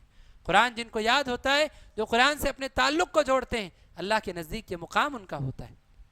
اور حضرات، آپ یاد رکھیں، جہاں قرآن سے اپنے تعلق کو جوڑنے پر اتنی ساری بشارتیں، اتنا عظیم مقام، اتنا بلند مرتبہ ملتا ہے، اس کے برخلاف اگر انسان قرآن سے اپنے تعلق کو دور کر لے، قرآن سے اگر اپنا تعلق توڑتا چلا جائے، تو یاد رکھیے بڑا بدنصیب وہ انسان ہے، بڑا بدنصیب ہے وہ انسان جس کی ہدایت کے لیے اللہ تبارک و تعالیٰ نے ایک معجزہ والی کتاب، ایسی کتاب جس نے ساری دنیا کو عاجز کر دیا، اللہ نے ایسی کتاب اس کی ہدایت کے لیے نازل فرمائی، لیکن اسے اتنی توفیق نہیں کہ وہ اس کتاب کو کھول کر کبھی پڑھے، اسے اتنی توفیق نہیں کہ کبھی اس کتاب کا معنی سمجھے، کبھی اس کا مطلب سمجھے، میرا رب مجھ سے کیا کہہ رہا ہے، میری ہدایت کے لیے اس نے کیا نازل کیا ہے، کبھی اٹھا کر میں اگر نہ پڑھوں تو میں کتنا بدنصیب ہوں۔ آپ سوچئے کہ اگر کسی بادشاہ کے نام، کسی بادشاہ کے جانب سے یا وقت کا پرائم منسٹر ہے، چیف منسٹر ہے، اگر آپ کے نام کوئی خط بھیج دے، آپ کے نام پرائم منسٹر کی جانب سے اگر آپ کے نام کے ساتھ کوئی خط آ جائے، آپ کتنے اہتمام سے پڑھیں، آپ اس کو فریم کر کے اپنے گھر میں لگائیں گے کہ یہ میرا نام لے کر یہ جو ہے کتاب بھیجی گئی یا یہ خط بھیجا گیا ہے، یہ جو چیف منسٹر ہے اس نے میرے نام یہ خط بھیجا ہے. آپ بار بار لوگوں کو اس کو دکھائیں گے، اس کا میٹر سارا آپ یاد کر لیں گے. یہ ہم جو ہے دنیا کے لوگوں کا جو خط آتا ہے، پیغام آتا ہے، ہم اس کو اتنا بڑا مقام دیتے ہیں. اور اللہ کی جانب سے جو پیغام آیا، اللہ کی جانب سے میرے لیے، آپ کے لیے، ہم سب کے لیے اللہ نے جو کتاب نازل فرمائی، جو کتاب ہدایت ہے، اس کتاب کا ہم نے حق کیا ادا کیا، اس کتاب کو ہم نے کیا مقام عطا فرمایا. اور یاد رکھیے ہماری کوئی حیثیت نہیں، ہماری کوئی حیثیت نہیں، ہم قرآن کے مقابلے میں کچھ بھی نہیں ہیں. اللہ تبارک و تعالیٰ نے قرآن کے بارے میں وعدہ کیا، اِنَّا نَحْنُ نَزَّلْنَا الذِّكْرَ وَإِنَّا لَهُ لَحَافِظُونَ، کہ ہم ہی نے قرآن کو یاد کیا ہے، ہم ہی اس کی حفاظت کرنے والے ہیں. اللہ نے اس کی حفاظت کا ذمہ لے لیا ہے. میں اور آپ، ہماری کوئی استطاعت نہیں، ہماری کوئی وقت، ہماری کوئی حیثیت نہیں ہے کہ ہم قرآن مجید کی کوئی مدد کر جائیں. ہم اگر قرآن کو یاد کریں گے، یہ قرآن ہمیں مقام دے گا. ہم اگر قرآن کو یاد کریں گے، اگر اللہ تبارک و تعالیٰ کے وہ خوش نصیب بندے جن کو اللہ نے اس کی حفاظت کے لیے پیدا کیا ہے، اگر ہمارا شمار اس میں ہو جائے تو اللہ اس کے ذریعے ہماری حفاظت کرے، ہمارے مقام کو بلند کرے گا. جیسے صحابہ کرام کا مقام بلند ہو. نبی صلی اللہ علیہ وسلم جب دنیا میں آئے، جب آپ رسول بن کر آئے، ابو بکر صدیق رضی اللہ عنہ کے بارے میں آپ پڑھیے، 38 سال ان کی عمر ہو چکی تھی. اسی طرح حضرت عمر رضی اللہ تعالیٰ عنہ 30 سال سے زائد ان کی عمر ہو چکی تھی. یہ صحابہ نوجوانی کی عمر کو پہنچ چکے تھے، لیکن اس کے باوجود ان کا کیا حال تھا؟ قرآن سے تعلق اتنا مضبوط تھا کہ یہ صحابہ قرآن کو انہوں نے یاد کیا اپنی نوجوانی کی عمر میں یا اپنی جو ہے بزرگی کی عمر میں انہوں نے قرآن کو یاد کیا. اس کے سبب آپ دیکھیں اللہ تبارک و تعالیٰ نے ان کو ایسا مقام عطا فرمایا، ایسی بلندی عطا فرمائی کہ ایک ایسی قوم جس کا کوئی ایک لیڈر تک نہیں تھا، جو قوم آپس میں ایک دوسرے سے صدیوں تک لڑتی رہتی تھی، ایسی قوم کو اللہ تبارک و تعالیٰ نے ایسا عروج عطا فرمایا کہ یہ قوم دنیا کے 2 سپر پاور کو ہرا کر دنیا کی سب سے بڑی طاقت بن جاتی. اور اس کے لیے کوئی 1000 سال کا عرصہ نہیں لگا.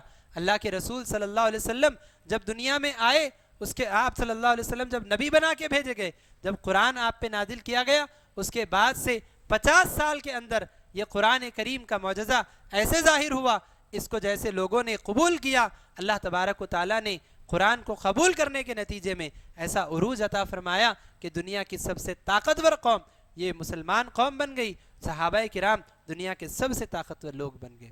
تو حضرات، قرآن کریم سے جو لوگ تعلق کو جوڑتے ہیں ان کو اتنا عروج ملتا ہے. اس کے خلاف آپ دیکھیں ہماری کیا حالت ہے. تعداد کے اعتبار سے آج مسلمان دنیا کی سب سے بڑی قوم، مسلمان دنیا کی سب سے بڑی قوم ہے.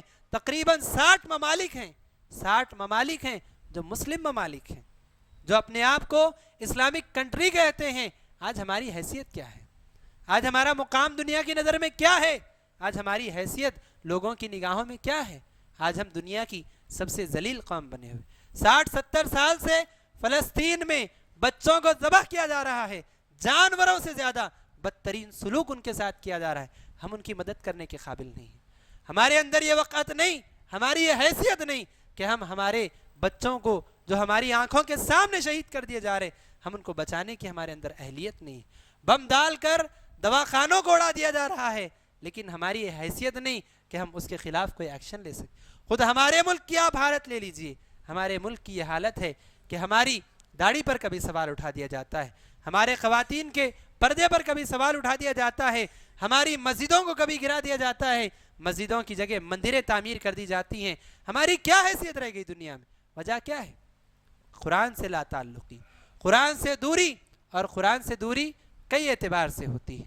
قرآن سے جو دوری ہے کئی اعتبار سے ہوتی ہے. آپ اپنے آپ کا، اپنے معاشرے کا جائزہ لے لیجئے. جو باتیں میں ابھی آپ کے سامنے رکھوں گا کہ کس کس اعتبار سے قرآن سے انسان دور ہوتا چلا جاتا ہے، آپ غور کیجئے. ہم قرآن سے کتنے دور ہو گئے آپ کو پتہ چلے گا.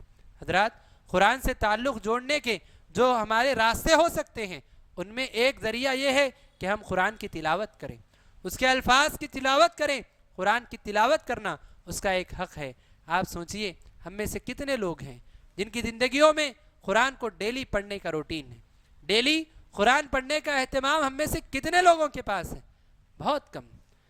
کئی لوگ ایسے ہوں گے جو رمضان المبارک میں سوچیں گے کہ قرآن پڑھنا آپ سیکھ لیں گے۔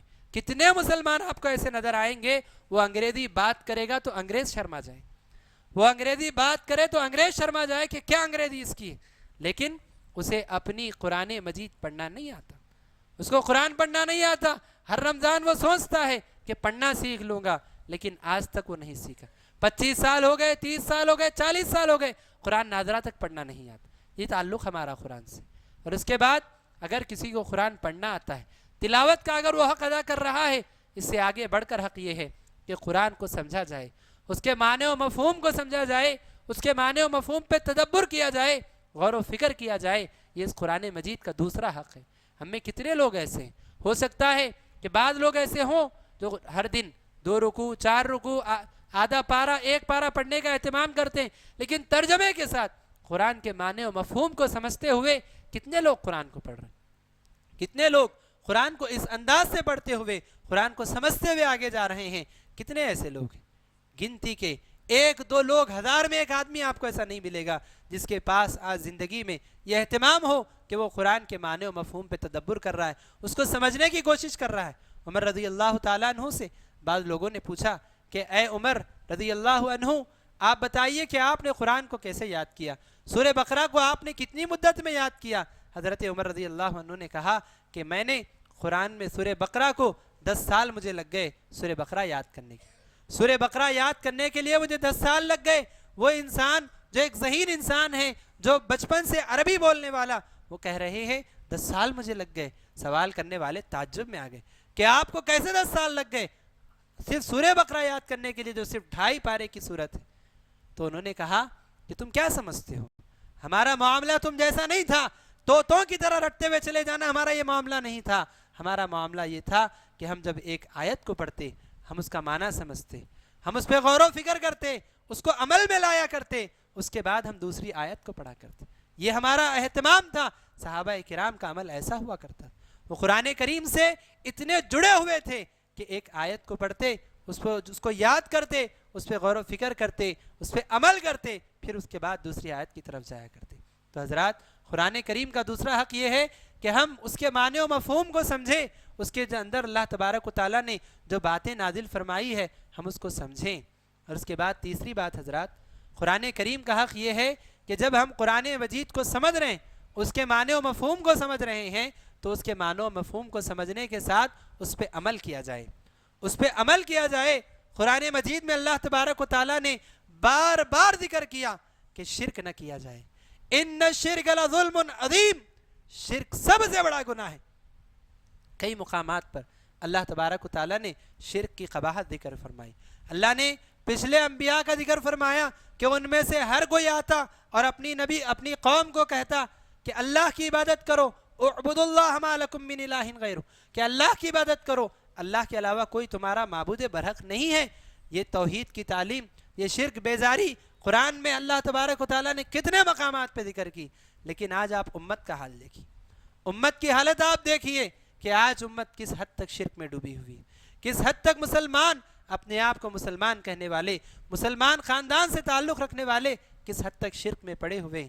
اللہ تبارک و تعالیٰ نے کہا لا تسجدوا للشمس ولا للقمر واسجدوا للہ الذی خلقہن، کہ سورج کو سجدہ نہ کرو، چاند کو سجدہ نہ کرو، سجدہ اس رب العالمین کو کرو جس نے سورج اور چاند کو پیدا فرمایا۔ اللہ تبارک و تعالیٰ نے غیر اللہ کا سجدہ کرنے سے منع فرما دیا، لیکن آپ دیکھیں کتنے مسلمان ایسے ہیں، کتنے مسلمان ایسے ہیں غیر اللہ کے دربار پہ جا کے اپنا ماتھا ٹیک رہے ہیں، اللہ کے علاوہ اور کئی ساروں کے پاس جا کر اپنا سر جو ہے جھکا رہے ہیں۔ وہ پیشانی جو اللہ تبارک و تعالیٰ نے صرف اپنے سامنے جھکانے کا حکم دیا تھا، وہ جا کر کسی اور کے سامنے جھکا رہے ہیں۔ قرآن مجید میں اللہ تبارک و تعالیٰ نے کہا ادعونی استجب لکم، کہ لوگوں مجھ سے دعا مانگو، مجھ سے دعا مانگو، میں تمہاری دعاؤں کو قبول کروں گا۔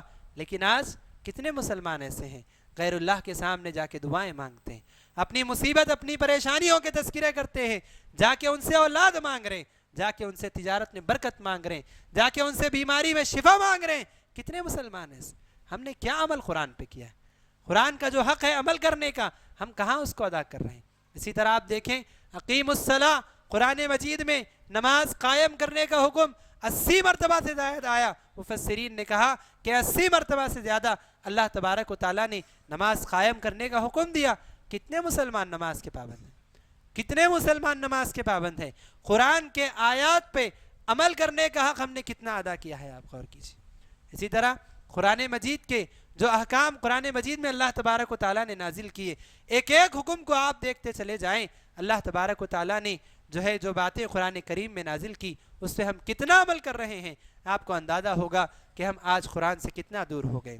اسی طرح حضرات قرآن مجید کے حقوق میں ایک بڑا حق یہ بھی ہے کہ آپ اگر قرآن کی تلاوت کر رہے ہیں, اگر آپ قرآن کے معنی مفہوم کو سمجھ رہے ہیں, اگر آپ قرآن پہ عمل بھی کر رہے ہیں, تو چوتھا کام آپ کے اوپر یہ عائد ہوتا ہے کہ آپ قرآن مجید کی تعلیمات کو لوگوں میں عام کریں. آپ لوگوں کو سنائیں کہ قرآن مجید میں تعلیمات آئی ہیں. آپ خود توحید پر عمل کرنے والے بن کر آپ لوگوں میں توحید کی تعلیم کو عام کریں. آپ خود نماز کو قائم کرنے والے بن کر لوگوں میں نماز کا حکم آپ عام کریں. اللہ تبارک و تعالیٰ نے اس کے لیے ہمیں بھیجا ہے. کنتم خیر امت اخرجت للناس تأمرون بالمعروف وتنہون عن المنکر. تم بہترین امت ہو, تم لوگوں کے لیے بھیجے گئے ہو. تمہارا کام کیا ہے؟ تم لوگوں کو نیکی کا حکم دیتے ہو, برائی سے روکتے ہو. جو نیکی کا حکم قرآن مجید میں اللہ تبارک و تعالیٰ نے دیا, ہماری ذمہ داری ہے, میری ذمہ داری ہے, آپ کی ذمہ داری ہے, ہم میں سے ہر شخص کی ذمہ داری ہے کہ ہم قرآن مجید میں موجود نیکی کے کاموں کو لوگوں کے سامنے عام کریں. آج کتنے ایسے لوگ ہیں گھر سے نکل کر آتے ہیں نماز کے لیے, لیکن ان کا بھائی ساتھ میں ہوگا, وہ اس کو نماز کے لیے نہیں لے کر آئیں گے. ان کا بیٹا ساتھ میں ہوگا, اس کو نماز کے لیے نہیں لے کر آئیں گے, وہ نماز کا حکم نہیں دیں گے. نیکی کا ہم کہاں حکم لوگوں کو دے رہے ہیں؟ ہم میں سے کتنے ایسے لوگ ہیں جن کو معلوم ہے کہ ان کے خاندان میں ان کے قریبی لوگ شرک میں مبتلا ہیں, لیکن وہ اس سے ان کو روک نہیں رہے. برائی سے ہم لوگوں کو کہاں روک رہے ہیں؟ نیکی کا حکم دینا, برائی سے لوگوں کو روکنا, یہ قرآن کریم کا حق ہے جو آج ہم ادا نہیں کر رہے ہیں. اور حضرات اسی کا نتیجہ آپ دیکھیے کہ آج ہماری حیثیت دنیا کی نگاہوں میں کیا ہو گئی. آج ہمارا مقام دنیا کی نگاہوں میں کیا ہو گیا ہے. اور یاد رکھیں, اگر لوگ قرآن کریم پر جو اس کا حق ہے اگر اس کو ادا کرنا پھر سے شروع کر دے, اللہ تبارک و تعالیٰ دنیا میں پھر مسلمانوں کو عروج عطا فرمائے گا, ترقی عطا فرمائے گا, بلندی عطا فرمائے گا. اور اس کی ایک مثال آپ دیکھ سکتے ہیں, وہ لوگ جو قرآن مجید کو یاد کرتے ہیں, جو قرآن مجید پڑھنے والے, جو قرآن مجید پڑھانے والے ہیں, آپ ان کی زندگیوں کو قریب سے دیکھیں. وہ لوگ جو پڑھنے پڑھانے والے, اس پہ عمل کرنے والے ہیں, آپ ان کی زندگیوں کو قریب سے دیکھیں. اللہ نے ان کی زندگیوں میں کتنی برکت رکھی. مصیبتوں سے محفوظ رہتے ہیں, بیماریوں سے محفوظ رہتے ہیں, پریشانیوں سے محفوظ رہتے ہیں. اللہ تبارک و تعالیٰ گرچہ ان کے پاس مالی اعتبار سے وہ دنیا کے بہت سارے لوگوں سے کم ہوں گے, لیکن ان کی عزت, ان کا مقام و مرتبہ سارے لوگوں سے الگ ہوتا ہے. اللہ تبارک و تعالیٰ قرآن مجید سے تعلق جوڑنے کی بنیاد پر لوگوں کو عروج عطا فرماتا ہے. تو حضرات قرآن مجید وہ کتاب ہے جس کے ذریعے قوموں کو عروج بھی حاصل ہوتا ہے اور قوموں کو زوال بھی حاصل ہوتا ہے. اور حضرات چونکہ ابھی ہم بالکل رمضان المبارک سے قریب ہیں, تو اس سے جڑی ہوئی چند باتیں میں آپ کے سامنے بتا کر اپنی بات کو ختم کروں گا. حضرات آپ جانتے ہیں کہ قرآن مجید اللہ تبارک و تعالیٰ نے رمضان کے مہینے میں نازل فرمائی, جس کی وجہ سے رمضان المبارک کے مہینے کو ماہ قرآن کہا جاتا ہے, شہر قرآن کہا جاتا ہے. خود قرآن میں اللہ تبارک و تعالیٰ نے جب رمضان کا ذکر کیا تو فرمایا شہر رمضان الذی انزل فیہ القرآن, کہ رمضان ہی وہ مہینہ ہے جس میں قرآن کو نازل کیا گیا. ہم میں سے بہت سارے لوگ ابھی جو میں نے آپ کے سامنے قرآن سے اپنا تعلق جوڑنے کے یا قرآن کے حقوق جو میں نے آپ کے سامنے ذکر کیے کہ اس کی تلاوت کی جائے اور اس پہ اس کے معنی سمجھے جائیں, اس پہ عمل کیا جائے, اس کی دعوت لوگوں میں عام کی جائے, جو 4 چیزیں میں نے آپ کے سامنے ذکر کی, ہم میں سے بہت سارے ایسے ہوں گے جو ان 4 حقوق میں سے 3 ادا کر رہے ہوں گے, 1 ان سے نہیں ہو پا رہا, یا بعض ہوں گے ایسے جو 2 ادا کر رہے ہیں, 2 ادا نہیں کر پا رہے ہیں, یا 1 ادا کر رہے ہیں باقی 3 ادا نہیں کر پا رہے ہیں. وہ تلاوت کرنا جانتے ہیں لیکن وہ معنی و مفہوم نہیں سمجھیں. وہ معنی و مفہوم بھی سمجھ گئے لیکن ابھی عمل ان کی زندگی میں نہیں آیا ہے. وہ عمل بھی کر رہے ہیں یا اس کے اخیر میں وہ لوگوں کو دعوت نہیں دے رہے ہیں. تو رمضان کا مہینہ وہ مہینہ ہے کہ آپ قرآن کریم کے ان چاروں حقوق کو ادا کرنے کے اوپر محنت کر سکتے ہیں, کوشش کر سکتے ہیں. ابھی سے اگر آپ اس کے لیے تیار ہو جائیں, قرآن مجید کے لیے آپ ایک ٹائم مقرر کر لیں. رمضان المبارک جب آئے گا تو ہم رمضان المبارک میں جہاں روزے سے رہیں گے, ساتھ میں قرآن کے لیے ہم ایک مقررہ وقت دیں گے, ہم ایک مقررہ وقت لگائیں گے قرآن مجید کے ساتھ. آپ یہ تہیہ کر لیں کہ میں ہر نماز کے بعد قرآن کی اتنی دیر تک تلاوت کروں گا, یا آپ یہ تہیہ کر لیں کہ میں قرآن مجید جب میں تراویح میں سنوں گا اس کے بعد آدھا گھنٹہ میں بیٹھ کر مسجد میں یا گھر میں بیٹھ کر میں اس کے معنی و مفہوم کو سمجھنے کی کوشش کروں گا. بہت سارے لوگ رمضان میں قرآن ختم کرتے ہیں, لیکن یاد رکھیے قرآن ختم کرنا, قرآن کو مکمل پڑھنا ہر حرف پر نیکی ہے, لیکن آپ اگر اس کو سمجھ کر پڑھیں گے یہ بہت بڑی نیکی ہے. سارے قرآن کو بغیر سمجھے پڑھ لینا اس سے بڑی بات یہ ہے کہ آدمی اس کا مختصر حصہ پڑھے لیکن اس کو سمجھ کر پڑھے. کیوں؟ اس لیے کہ کتاب ہدایت ہے, یہ کتاب ہدایت کی کتاب ہے. اگر آپ اس کو پڑھیں گے آپ کو ضرور ہدایت ملے گی. تو آپ رمضان المبارک میں اپنا ایک ایسا شیڈول بنائیں, اپنا ایک ایسا نظام الاوقات, اپنا ایک ٹائم ٹیبل آپ بنائیں جس میں خاص طور پر قرآن سے آپ تعلق کو جوڑیں. اور قرآن سے تعلق کو جوڑنے کے لیے آپ قرآن کی تلاوت کا اہتمام کریں. تلاوت آپ خود بھی پڑھ سکتے ہیں اور آپ قرآن سن بھی سکتے ہیں. یہ دونوں چیزیں یاد رکھیے. قرآن کو پڑھنے میں جتنا ثواب ہے قرآن کو سننے میں بھی اتنا ثواب, لیکن شرط یہ ہے اذا قرئ القرآن فاستمعوا له وانصتوا, کہ جب قرآن پڑھا جائے خاموشی سے اس کو سنو اور جو ہے بغور اس پہ جو ہے توجہ کے ساتھ اس کو سنو اور خاموش ہو جاؤ. تو یہ اگر کوئی انسان پڑھتا ہے اور اگر پڑھتے پڑھتے آپ تھک جائیں تو اگر آپ سنتے بھی ہیں, بغور سنتے ہیں, تو آپ کو ہر حرف پر وہی نیکی ملے گی جو اللہ تبارک و تعالیٰ قرآن پڑھنے پر نیکی عطا فرماتا ہے. اور حضرات, قرآن پڑھنے کے بعد آپ اس بات کا بھی اہتمام کریں کہ جہاں ہم قرآن کو پڑھ رہے ہیں ہم اس کو سمجھنے کی کوشش کریں. آپ ایک وقت طے کریں, اور آج کا تو زمانہ اتنا آسانی کا زمانہ ہو گیا ہے کہ اگر آپ عربی پڑھنا نہیں جانتے, اردو پڑھنا نہیں جانتے, کوئی حرج کی بات نہیں. کتنے ایسے اپلیکیشن موبائل میں موجود ہیں کہ آپ اس اپلیکیشن کو ڈاؤن لوڈ کر کے آپ صرف آن کر دیجئے, سورہ بقرہ آپ آن کر دیجئے, قرآن بہترین قاری کی قرات میں چلے گا, ساتھ میں ترجمہ بھی آتا چلا جائے گا, آپ بیٹھ کر بغور اس کو سنتے چلے جائیں. آپ نے اب تک اگر مکمل قرآن ترجمے کے ساتھ نہیں سنا ہے, آپ اس رمضان میں آپ طے کر لیں کہ میں اس رمضان میں مکمل قرآن ترجمے کے ساتھ سنوں گا, اس کو سمجھنے کی کوشش کروں گا. اور اس کے بعد تیسری چیز عمل میں آپ اس کو لانے کی کوشش کریں, کیونکہ ماہ رمضان وہ مہینہ ہے جس میں عبادتیں آسان کر دی جاتی ہیں. جب عبادتیں آسان ہو جائیں گی تو آپ کے لیے قرآنی تعلیمات پہ عمل کرنا بھی آسان ہو جائے گا. تو حضرات, رمضان المبارک کے مہینے میں آپ قرآن سے خصوصی تعلق جوڑنے کی کوشش کریں. پہلے جب موبائل فون کی وبا عام نہیں تھی, گھروں میں یہ اہتمام ہوا کرتا تھا, گھروں میں اہتمام ہوا کرتا تھا کہ گھر کے جو بڑے لوگ ہیں وہ بچوں کو لے کر بیٹھتے, قرآن مجید میں ابراہیم علیہ السلام کا واقعہ پڑھ کر سناتے کہ دیکھو بچوں, ابراہیم علیہ السلام کا یہ واقعہ ہے. ابراہیم علیہ السلام ایک نبی تھے, ان کے ساتھ یہ جو ہے مسائل پیش آئے, وہ پڑھ کر بچوں کو سنایا کرتے تھے. موسیٰ علیہ السلام کا واقعہ سنایا کرتے تھے, عیسیٰ علیہ السلام کا واقعہ سنایا کرتے تھے, آدم علیہ السلام کا واقعہ سنایا کرتے تھے.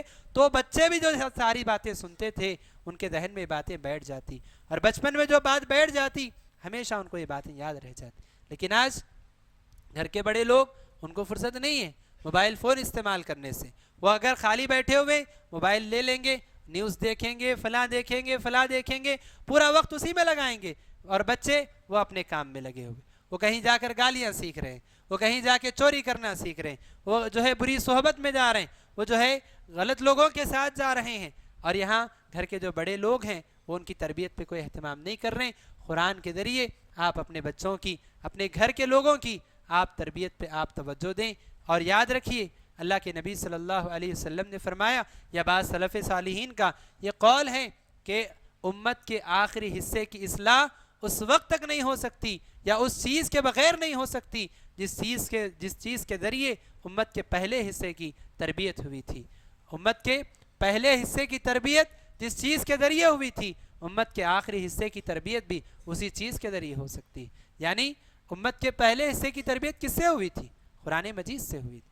امت کے پہلا جو حصہ تھا اللہ کے نبی صلی اللہ علیہ وسلم نے صحابہ کی تربیت جو کی تھی کس چیز کے ذریعے کی تھی؟ اللہ تبارک و تعالیٰ نے کہا کہ نبی جو ان کے درمیان بھیجے گئے یتلو علیہم آیاتی، وہ لوگوں کے سامنے قرآن کی آیتیں پڑھ پڑھ کے سناتے ہیں، وَيُزَكِّيهِمْ، اور ان کا تزکیہ کرتے ہیں، ان کی تربیت کرتے ہیں۔ تو قرآن کریم کے ذریعے اللہ کے نبی صلی اللہ علیہ وسلم نے صحابہ کی تربیت کی، ان کا تزکیہ کیا، اور اسی قرآن کریم کے ذریعے ہمارا بھی تزکیہ ہو سکتا ہے، ہماری بھی تربیت ہو سکتی ہے، ہماری اولاد کی تربیت ہو سکتی ہے، ہمارے گھر سدھر سکتے ہیں۔ لہذا ہمیں چاہیے کہ ہم قرآن مجید سے اپنے تعلق کو جوڑیں اور اس تعلق کو مضبوط سے مضبوط بنائیں۔ چار جو حقوق میں نے آپ کے سامنے ذکر کیے، آپ ان چاروں حقوق کو اپنی زندگی میں ادا کرنے کی آپ کوشش کریں۔ اور آج جس مبارک محفل میں ہم آج جمع ہیں، ہم جو طلباء کے جو ہے حفظ مکمل کرنے پر ان کی تکریم، ان کے اعزاز، ان کے احترام کے لیے جو ہم یہاں جمع ہوئے ہیں، ہم اللہ سے دعا کرتے ہیں کہ اللہ رب العالمین ان کے اس قرآن کو یاد کرنے کو اللہ تبارک و تعالی شرف قبولیت عطا فرمائیں۔ ان کے والدین نے ان کے اس قرآن کو یاد کرنے میں جو محنتیں کی، جو کوششیں، جو کاوشیں ان کی جانب سے ہوئی، اللہ تبارک و تعالی ان کی کوششوں کو جو ہے قبول عطا فرمائیں۔ اور اسی طرح ان کے جو اساتذہ، جو معلمات نے ان کے اوپر کام کیا، ان پہ محنت کی، شب و روز ان کی تعلیم پر جو ہے وہ محنت کرتے رہے، اللہ تبارک و تعالی ان اساتذہ اور معلمات کی بھی محنتوں کو قبول عطا فرمائے۔ اسی طرح ذمہ داران نے جو اس ادارے کو قائم کیا، جو اس ادارے کی نگرانی کر رہے ہیں، جو اس ادارے کو چلا رہے ہیں، جس کے ذریعے یہ سارا خیر یہاں سے پھیل رہا ہے، ہم اللہ سے دعا کرتے ہیں کہ اللہ تبارک و تعالی ان کی بھی خدمات کو قبول عطا فرمائے، اور اللہ تبارک و تعالی ان کے ان خدمات کو مزید اللہ تبارک و تعالی ترقی عطا فرمائے۔ اور اسی طرح اس کام کو یہاں تک لانے میں جو حضرات معاون بنے رہے، جو جن لوگوں نے مدد کی، مدد کرتے رہے، مدد کر رہے ہیں، مدد کرنے والے ہیں، ہم اللہ تبارک و تعالی سے ان کے حق میں بھی دعا کرتے ہیں کہ اللہ تبارک و تعالی ان تمام اصحاب خیر کو جنہوں نے اس کام کو یہاں تک پہنچانے میں کسی بھی اعتبار سے، مالی اعتبار سے، وقت دینے کے اعتبار سے، مشورے دینے کے اعتبار سے، کسی بھی اعتبار سے اس ادارے کو فائدہ پہنچایا ہے، ہم دعا کرتے ہیں کہ اللہ تبارک و تعالی ان کے اس جو ہے خیر کو اللہ تبارک و تعالی قبول عطا فرمائے، ان کی ان کوششوں کو قبول عطا فرمائے۔ اور اسی طرح ہم اللہ سے دعا کرتے ہیں کہ رب العالمین ادارے کو شر پسندوں کے شر سے محفوظ فرما، حاسدین کے حسد سے اے اللہ اس ادارے کو محفوظ فرما۔ آمین۔ وآخر دعوانا ان الحمدللہ رب العالمین۔ السلام علیکم ورحمۃ اللہ وبرکاتہ۔ السلام علیکم ورحمۃ اللہ وبرکاتہ۔ الحمدللہ کفا وسلام علی عبادہ الذین اصطفى، اما بعد فقد قال اللہ تبارک وتعالی فی کلامہ المجید، فاعوذ باللہ السمیع العلیم من الشیطان الرجیم، بسم اللہ الرحمن الرحیم، انا نحن نزلنا الذکر وانا له لحافظون۔ وقال تعالی قل هل يستوي الذين يعلمون والذين لا يعلمون انما يتذكر اولو الالباب۔ تمام تعریفیں اس اللہ رب العالمین ہی کے لیے ہیں جس کے کلام مجید کو ہم پڑھتے ہیں، سنتے ہیں، یاد کرتے ہیں، جس کے ذریعے سے شفا حاصل کرتے ہیں، علاج کرتے ہیں، جس کے ذریعے سے اجر و ثواب میں اضافہ کرتے ہیں، گناہوں کی بخشش کرتے ہیں، جو ہمارے لیے روز قیامت شفا ہونے والا ہے، ہمارے لیے گواہ ہونے والا ہے۔ حاضرین گرامی، جیسا کہ آپ جانتے ہیں کہ اس مجلس کا انعقاد ایک خصوصی طور پر رکھا گیا ہے کہ مدرسہ دارالامن میں الحمدللہ شعبہ حفظ کا جو شعبہ ہے جس میں طلباء اور طالبات تکمیل حفظ قرآن کرتے ہیں، قرآن مجید کو اپنے سینوں میں محفوظ کرتے ہیں، اسی سلسلے کی ایک کڑی ہے کہ الحمدللہ ابھی 8 طلباء طالبات کا مدرسے میں حفظ مکمل ہوا ہے، اور اس مرتبہ ایک طالبہ خدیجہ بنت عبد الودود، خدیجہ بنت عبد الخالق، اور 2 طلباء سید ضمیر بن اکبر اور اسی طرح عبد الرقیب ہیں، یہ 3 طلباء کا الحمدللہ حفظ قرآن مجید مکمل ہوا ہے، جس کی نوعیت سے الحمدللہ اختتامی جو ان کا سبق ہوتا ہے، آخری سبق، اس کا اجلاس منعقد کیا گیا ہے۔ اور اس مبارک جو ہے اجلاس میں شہر کی معروف و مشہور شخصیت، یا یوں کہہ لیں عالمی شخصیت، فضیلت الشیخ مولانا ظفر الحسن مدنی حفظہ اللہ کو مدعو کیا گیا ہے، چونکہ شیخ کی مصروفیات بہت ہی زیادہ ہوتی ہیں اور بہت کم وقت ایسا ہوتا ہے کہ جو ہے شیخ سفر سے جو ہے مساجد تک پہنچ کر پھر اپنے خطاب تک جو ہے پہنچ سکیں۔ عموماً مدرسے دارالامن میں جب بھی کوئی شیڈیول بنایا جاتا ہے، کوئی پروگرام منعقد کیا جاتا ہے، ہماری یہ کوشش ہوتی ہے کہ وقت کی اہمیت کو جانتے ہوئے، وقت کو غنیمت جانتے ہوئے منوان پروگرام کو شروع کیا جائے اور ختم بھی کر دیا جائے۔ اگر پروگرام 9 بجے سے 12:30 تک ہو تو وہ 12:30 تک ختم ہو جائے، اگر پروگرام مغرب سے عشاء تک ہو تو وہ عشاء تک ختم ہو جائے۔ مگر چونکہ فضیلت الشیخ بڑی مصروفیت اور بہت دور سے تشریف لا رہے ہیں، پروگرام کا وقت تقریباً 6 بجے تک تھا، مگر فضیلت الشیخ کی مصروفیات کی بنا پر تھوڑی تاخیر ہو گئی ہے، اور الحمدللہ ابھی ہمارے درمیان شیخ آ چکے ہیں۔ میں ان طلباء سے جو صبح سے بیٹھے ہوئے ہیں، پڑھ رہے ہیں اور ابھی آئے ہوئے ہیں پھر سننے کے لیے بیٹھے ہیں، میں تمام سے گزارش کرتا ہوں کہ بڑے ادب اور جو ہے سنجیدہ مزاجی سے اور بڑے غور و خوض سے شیخ محترم کی باتوں کو بغور سنیں اور اس کو اپنے اندر جو ہے عمل میں لانے کی کوشش کریں۔ میں بلا کسی تاخیر کے اجلاس کا آغاز کر رہا ہوں اور ناظم مدرسہ مولانا حافظ عبداللہ محمدی عمری حفظہ اللہ سے گزارش کرتا ہوں کہ وہ باضابطہ طور پر اجلاس کا آغاز کریں۔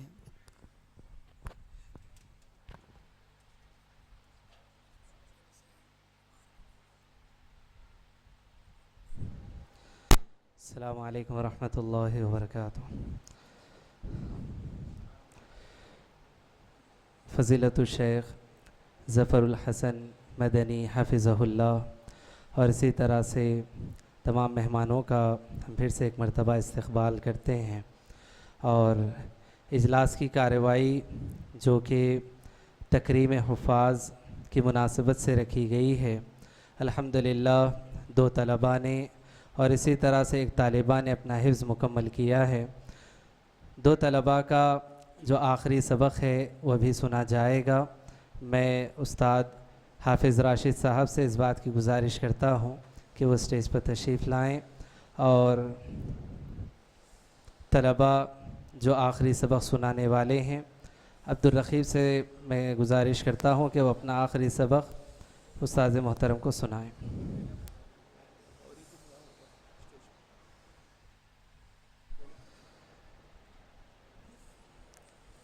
جناب عبدالقیوم غوری صاحب سے میں اس بات کی گزارش کرتا ہوں کہ وہ اسٹیج پر تشریف لائیں۔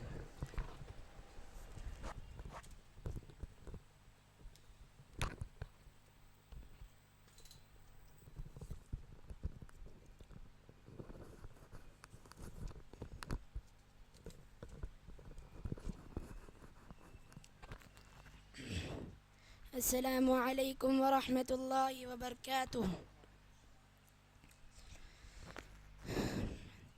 اعوذ باللہ من الشیطان الرجیم، بسم اللہ الرحمن الرحیم،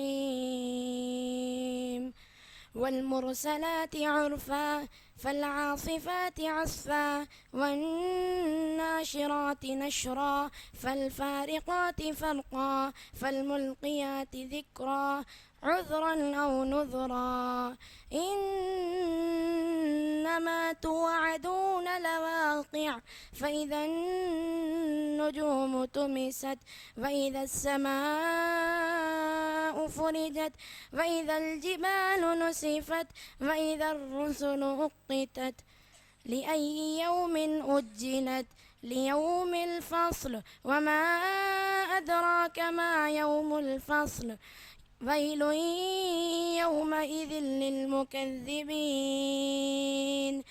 ألم نهلك الأولين ثم نتبعهم الآخرين كذلك نفعل بالمجرمين ويل يومئذ للمكذبين ألم نخلقكم من ماء مهين فجعلناه في قرار مكين إلى قدر معلوم فقدرنا فنعم القادرون ويل يومئذ للمكذبين ألم نجعل الأرض كفاتا أحياء وأمواتا وجعلنا فيها رواسي شامخات وأسقيناكم ماء فراتا ويل يومئذ للمكذبين انطلقوا إلى ما كنتم به تكذبون انطلقوا إلى ظل ذي 3 شعب لا ظليل ولا يغني من اللهب إنها ترمي بشرر كالقصر كأنه جمالة صفر ويل يومئذ للمكذبين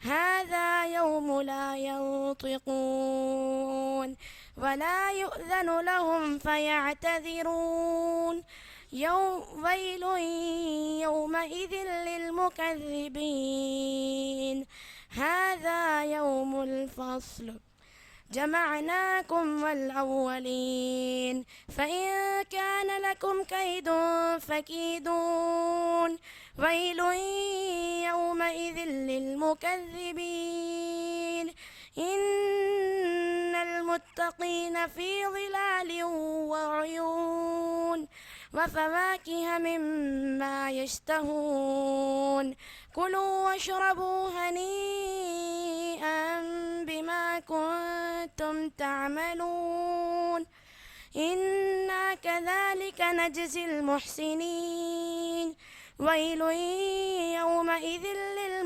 للمكذبين كلوا وتمتعوا قليلا إنكم مجرمون ويل يومئذ للمكذبين وإذا قيل لهم اركعوا لا يركعون ويل يومئذ للمكذبين فبأي حديث بعده يؤمنون صدق الله العظيم السلام عليكم ورحمة الله وبركاته اسی طرح سے ایک دوسرے طالب علم سید ضمیر کو میں دعوت دیتا ہوں کہ وہ بھی اپنا آخری سبق سنائیں.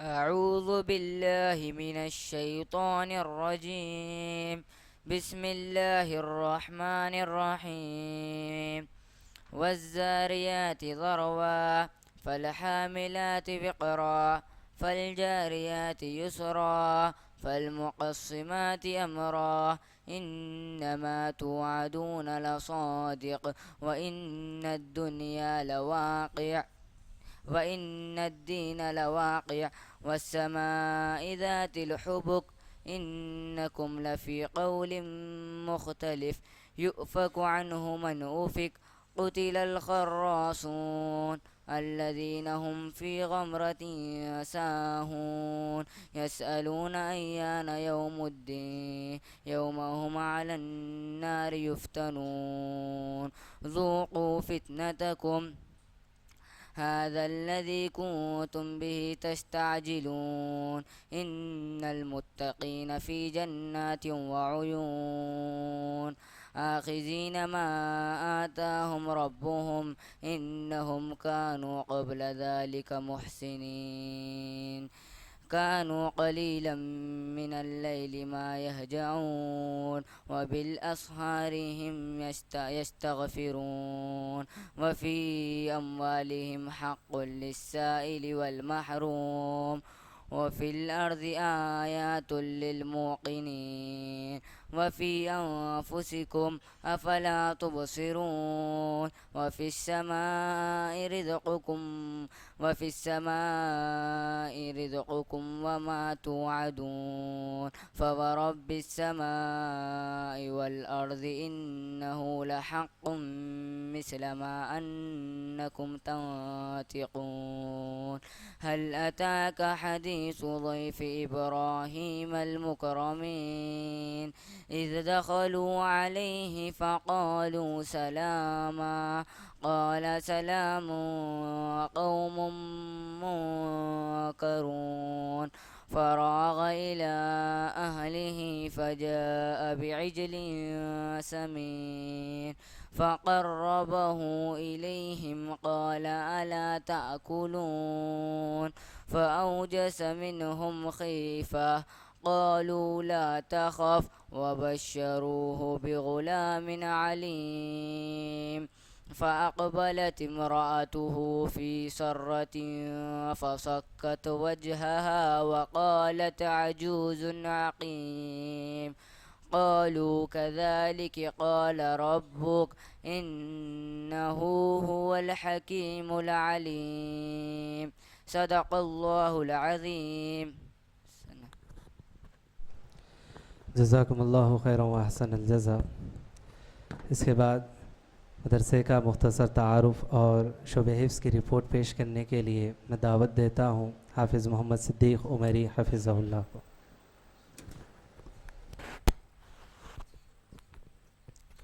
السلام علیکم ورحمۃ اللہ وبرکاتہ۔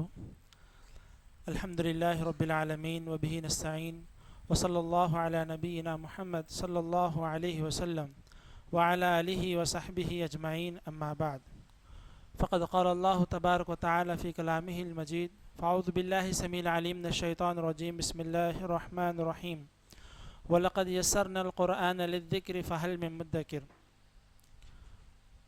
فضیلت الشیخ قابل احترام صدر اجلاس، دیگر ذمہ داران مدرسہ اور معزز مہمانان، سرپرست حضرات، یہ ہم تمام کے لیے بڑی خوشی اور سعادت کا موقع ہے کہ الحمدللہ آج ہم ایک بابرکت مجلس میں، جس میں الحمدللہ 2 لڑکوں کا اور 1 لڑکیوں کا مکمل حفظ قرآن ہو چکا ہے، اور آخری سبق کی مجلس میں الحمدللہ اب ہم بیٹھے ہوئے ہیں۔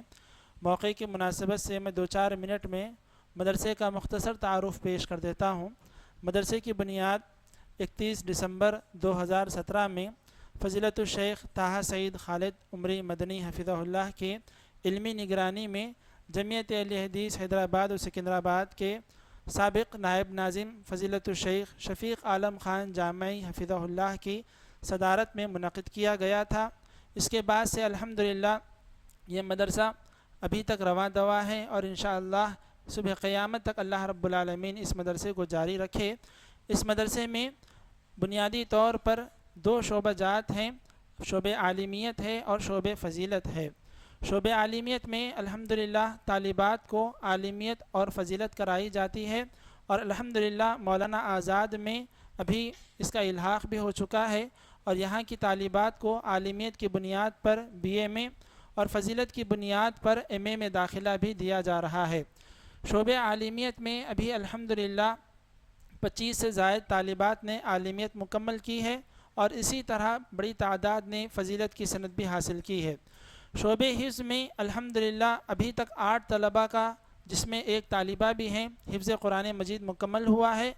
آج ان 3 طلبہ کو ملا کر 9، 10، 11 طلبہ ہو چکے ہیں جنہوں نے الحمدللہ قرآن مجید مکمل حفظ کیا ہے۔ مدرسے میں ابھی الحمدللہ 450 طلبہ و طالبات زیر تعلیم ہیں، اور اللہ کے فضل و احسان سے مدرسہ 2021 میں 2019 اور 20 میں مدرسے کی زمین خریدی گئی۔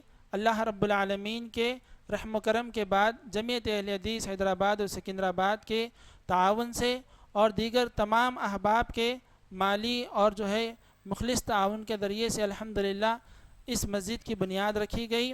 اس مسجد میں 3 فلور مسجد کے ہیں اور اوپر 4 فلور مدرسے کے رکھے گئے ہیں، جس میں الحمدللہ باضابطہ طور پر دینی تعلیم کے ساتھ ساتھ عصری تعلیم کا بھی نظم رکھا گیا ہے۔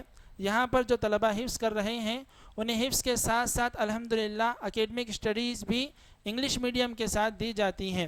ساتھ ہی ساتھ جو طلبہ یہاں پر حفظ قرآن مجید میں حصہ لے رہے ہیں، یہاں کے بعد وہ اعلیٰ تعلیم حاصل کرنے کے لیے یا لڑکیوں کے لیے مکمل 10ویں جماعت تک کے لیے دارالامن کے نام ہی سے ایک انگلش میڈیم اسکول بھی قائم کیا گیا ہے، جہاں پر صرف لڑکیوں کو پورے پردے کے ساتھ دینی تعلیم کے ساتھ ساتھ اکیڈمک اسٹڈیز کا الحمدللہ بہترین ماحول منعقد کیا گیا ہے۔ اسی طرح مدرسے کے نصاب کے متعلق ہو یا مدرسے میں ہو رہی ایکٹیویٹیز کے متعلق ہو، وقتاً فوقتاً فضیلت الشیخ طٰہٰ سعید خالد عمری مدنی حفظہ اللہ سے مشورے بھی کیے جاتے ہیں اور آپ کے مشوروں کے تحت ہی یہاں پر اعمال انجام دیے جاتے ہیں۔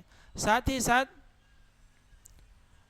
مدرسے کے متعلق یہ بھی ہے کہ الحمدللہ اس مدرسے کی بنیاد جب سے رکھی گئی ہے اس کے بعد سے مختلف شعبوں میں شعبہ عالمیت اور شعبہ فضیلت شعبہ حفظ کے علاوہ دیگر شعبہ جات جیسے گرما کے موسم پر جو بچے اسکول کے ہوتے ہیں، کالجز کے ہوتے ہیں، ان کے لیے سمر کورس رکھا جاتا ہے۔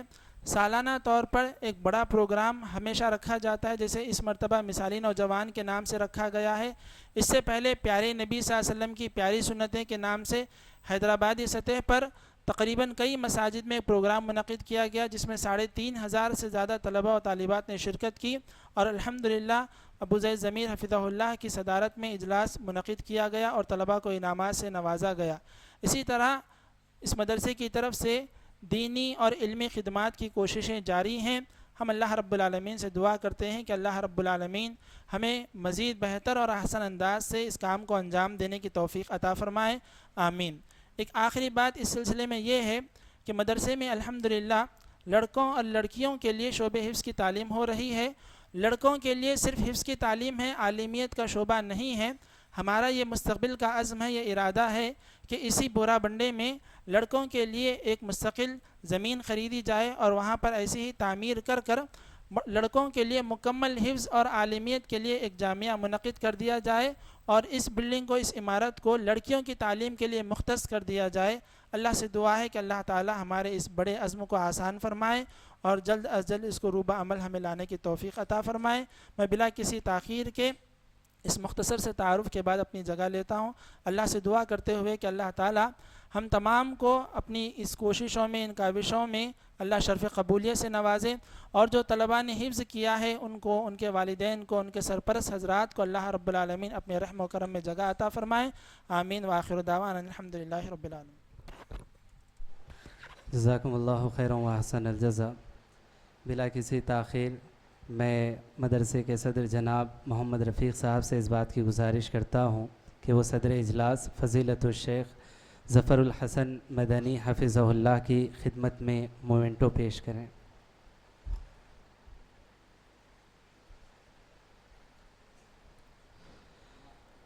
جزاکم اللہ خیرا و احسن الجزا۔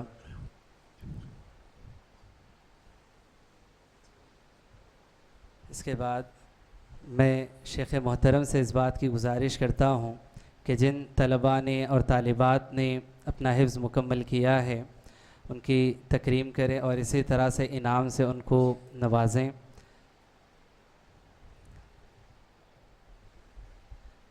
طلباء سے گزارش ہے کہ وہ آ کر اپنا انعام حاصل کریں، اور طلباء کے جو سرپرست حضرات ہیں ان سے بھی گزارش کی جاتی ہے کہ وہ بھی اسٹیج کے پاس تشریف لائیں۔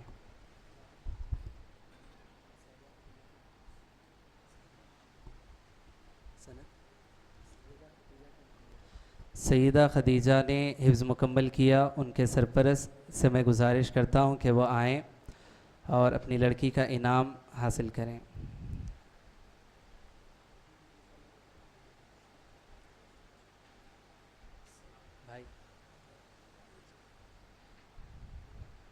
ٹھیک، عبدالرقیب وہ آئیں اور اپنا انعام حاصل کریں۔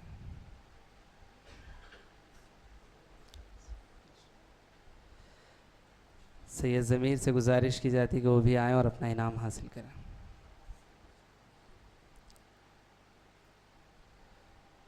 سرپرست حضرات کی شال کے ذریعے سے تکریم کی جائے گی.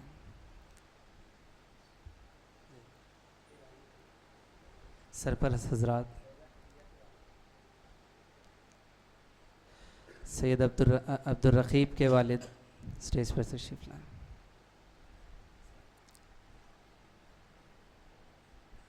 سید ضمیر کے والد.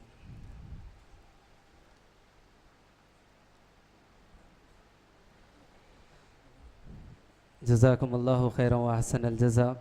اب بلا کسی تاخیر بڑے ادب اور احترام کے ساتھ میں فضیلت الشیخ سے اس بات کی گزارش کرتا ہوں کہ وہ اپنی قیمتی نصیحتوں سے ہم تمام کو مستفید فرمائیں.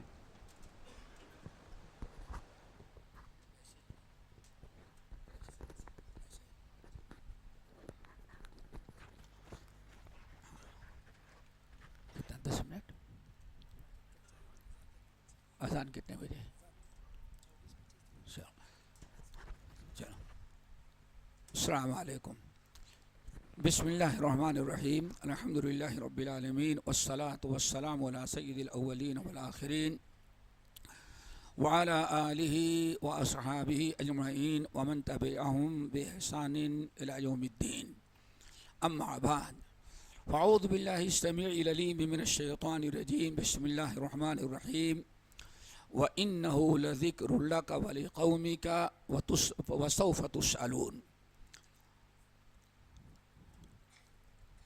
وعن عثمان بن عفان رضی اللہ تعالی عنہ قال قال رسول اللہ صلی اللہ علیہ وسلم خیرکم من تعلم القرآن وعلمہ.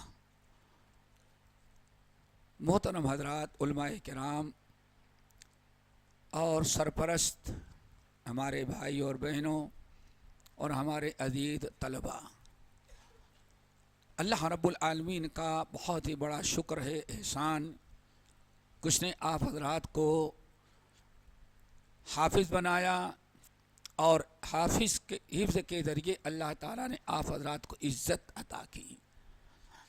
نبی علیہ الصلوۃ والسلام قرآن مجید کی آیت میں نے پڑھی اور ہمارے فارغ ہونے والے حفاظ جو ہیں ان کو یاد ہے کہ یہ قرآن کا حفظ کر لینا اور یاد کر لینا انسان کے لیے بڑے شرف اور منزلت کی چیز ہے. رب العالمین نے فرمایا بل ہوا آیات بینات فی صدور الذین اوتوا العلم. آپ غور کریں، وہ بچہ اور آپ کی وہ اولاد، بیٹا یا بیٹی کتنی خوش نصیب ہے کہ دنیا جس قرآن کو الماری میں رکھتی ہے، جو جزدان میں لپیٹ کر کے رکھتے ہیں لوگ، اس کو 30 پارے کے قرآن کو اللہ نے آپ کی اولاد کے سینے میں محفوظ کر دیا ہے. یہ کس قدر شرف و منزلت ہے، اور وہ کتنے خوش نصیب ہیں کہ جن کے سینوں کو اللہ نے اپنے قرآن کو محفوظ کرنے کے لیے منتخب کر لیا. وہ بھی بڑے خوش نصیب ہیں. بل ہوا آیات بینات فی صدور الذین اوتوا العلم. اور وہ ماں باپ بھی بڑے خوش نصیب ہیں کہ جن کے اولاد کو اللہ نے یہ منتخب کیا ہے. سنن دارمی وغیرہ کی حدیث ہے، عبداللہ ابن عباس رضی اللہ تعالیٰ عنہ حدیث کے راوی ہیں، کہتے ہیں کہ نبی علیہ السلام نے ارشاد فرمایا من قرأ القرآن وعمل به.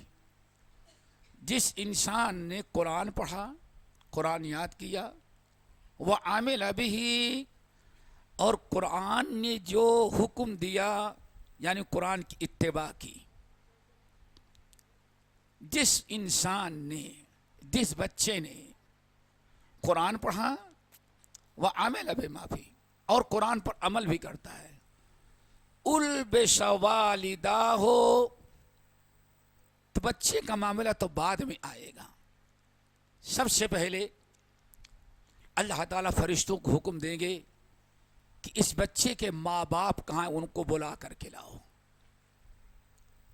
یہ کوئی معمولی خوش نصیبی نہیں ہے ماں باپ کے لیے. بلائے گئے، नबी अलैहिस्सलाम फरमाते हैं उल बेशमालिदा हो, माँ बाप को अल्लाह ताला हुक्म देगा, बुलाए गए और उन दोनों को की ताजपोशी की गई। कितनी इज्जत महसूस होगी जब किसी को चादर और शाल ओढ़ाया जाए, किसी के सर पर पगड़ी बांध दी जाए। वो माँ और बाप कितने खुश नसीब हैं दोस्तों कि क़यामत के दिन हश्र के मैदान में अल्लाह ताला के सामने पेश किए जाएं और अल्लाह फरिश्तों को हुक्म दे, दो ताज जन्नत से लेकर के आओ, इन दोनों को ताज पहना दो। नूरोहुमा, और वो ताज का कमाल क्या है? नबी अलैहिस्सलाम फरमाते हैं वो ताज जो है, जो माँ बाप को पहनाया गया है, इतनी चमक और दमक, इतना खूबसूरत है वो कि ला युकाम शम्स, अगर चांद की चमक दमक रखी जाए उसके सामने, तो जब माँ बाप को ताज पहनाया गया, उस ताज की रोशनी के सामने सूरज और चांद की रोशनी भी, चमक दमक भी मध्यम पड़ जाए। ये किस कदर वो माँ बाप खुश नसीब हैं। फिर पहना दिया गया। अब इसके बाद अल्लाह रब्बुल आलमीन फरमाते हैं ताज तो सर पर रखा गया, अभी इनके लिए हुल्लतान लाओ, जन्नत से दो हुल्ला लाओ। हुल्ला अरबी ज़बान में कहते हैं वो जो जोड़ा हो, यानी ऊपर का कमीज भी हो और नीचे का इदार भी हो, यानी जो कमीज है ऊपर का और नीचे का दोनों को हुल्ला कहा, जिसको हम लोग जोड़ा कहते हैं। अल्लाह हुक्म देगा जोड़ा लेकर के आओ। अब दो जोड़े लाए गए जन्नत से। अभी बच्चा अलग है, हाफिज साहब अभी अलग हैं, लाया गया, दो जोड़े लाए गए। उल बेसाहुमा, और दोनों जोड़े ला करके, कितना खुश नसीब होगा शादी में सर पर पगड़ी बांधने के लिए पता नहीं किसको बुलाया जाता है, और 50 आदमी भी तैयार करेगा वो फोटो, लेकिन वहाँ कोई मौली साहब, कोई पीर साहब, कोई फकीर साहब नहीं है। माँ बाप को ताज पहनाने वाले अल्लाह के हुक्म से फरिश्ते हैं। उल बेशा,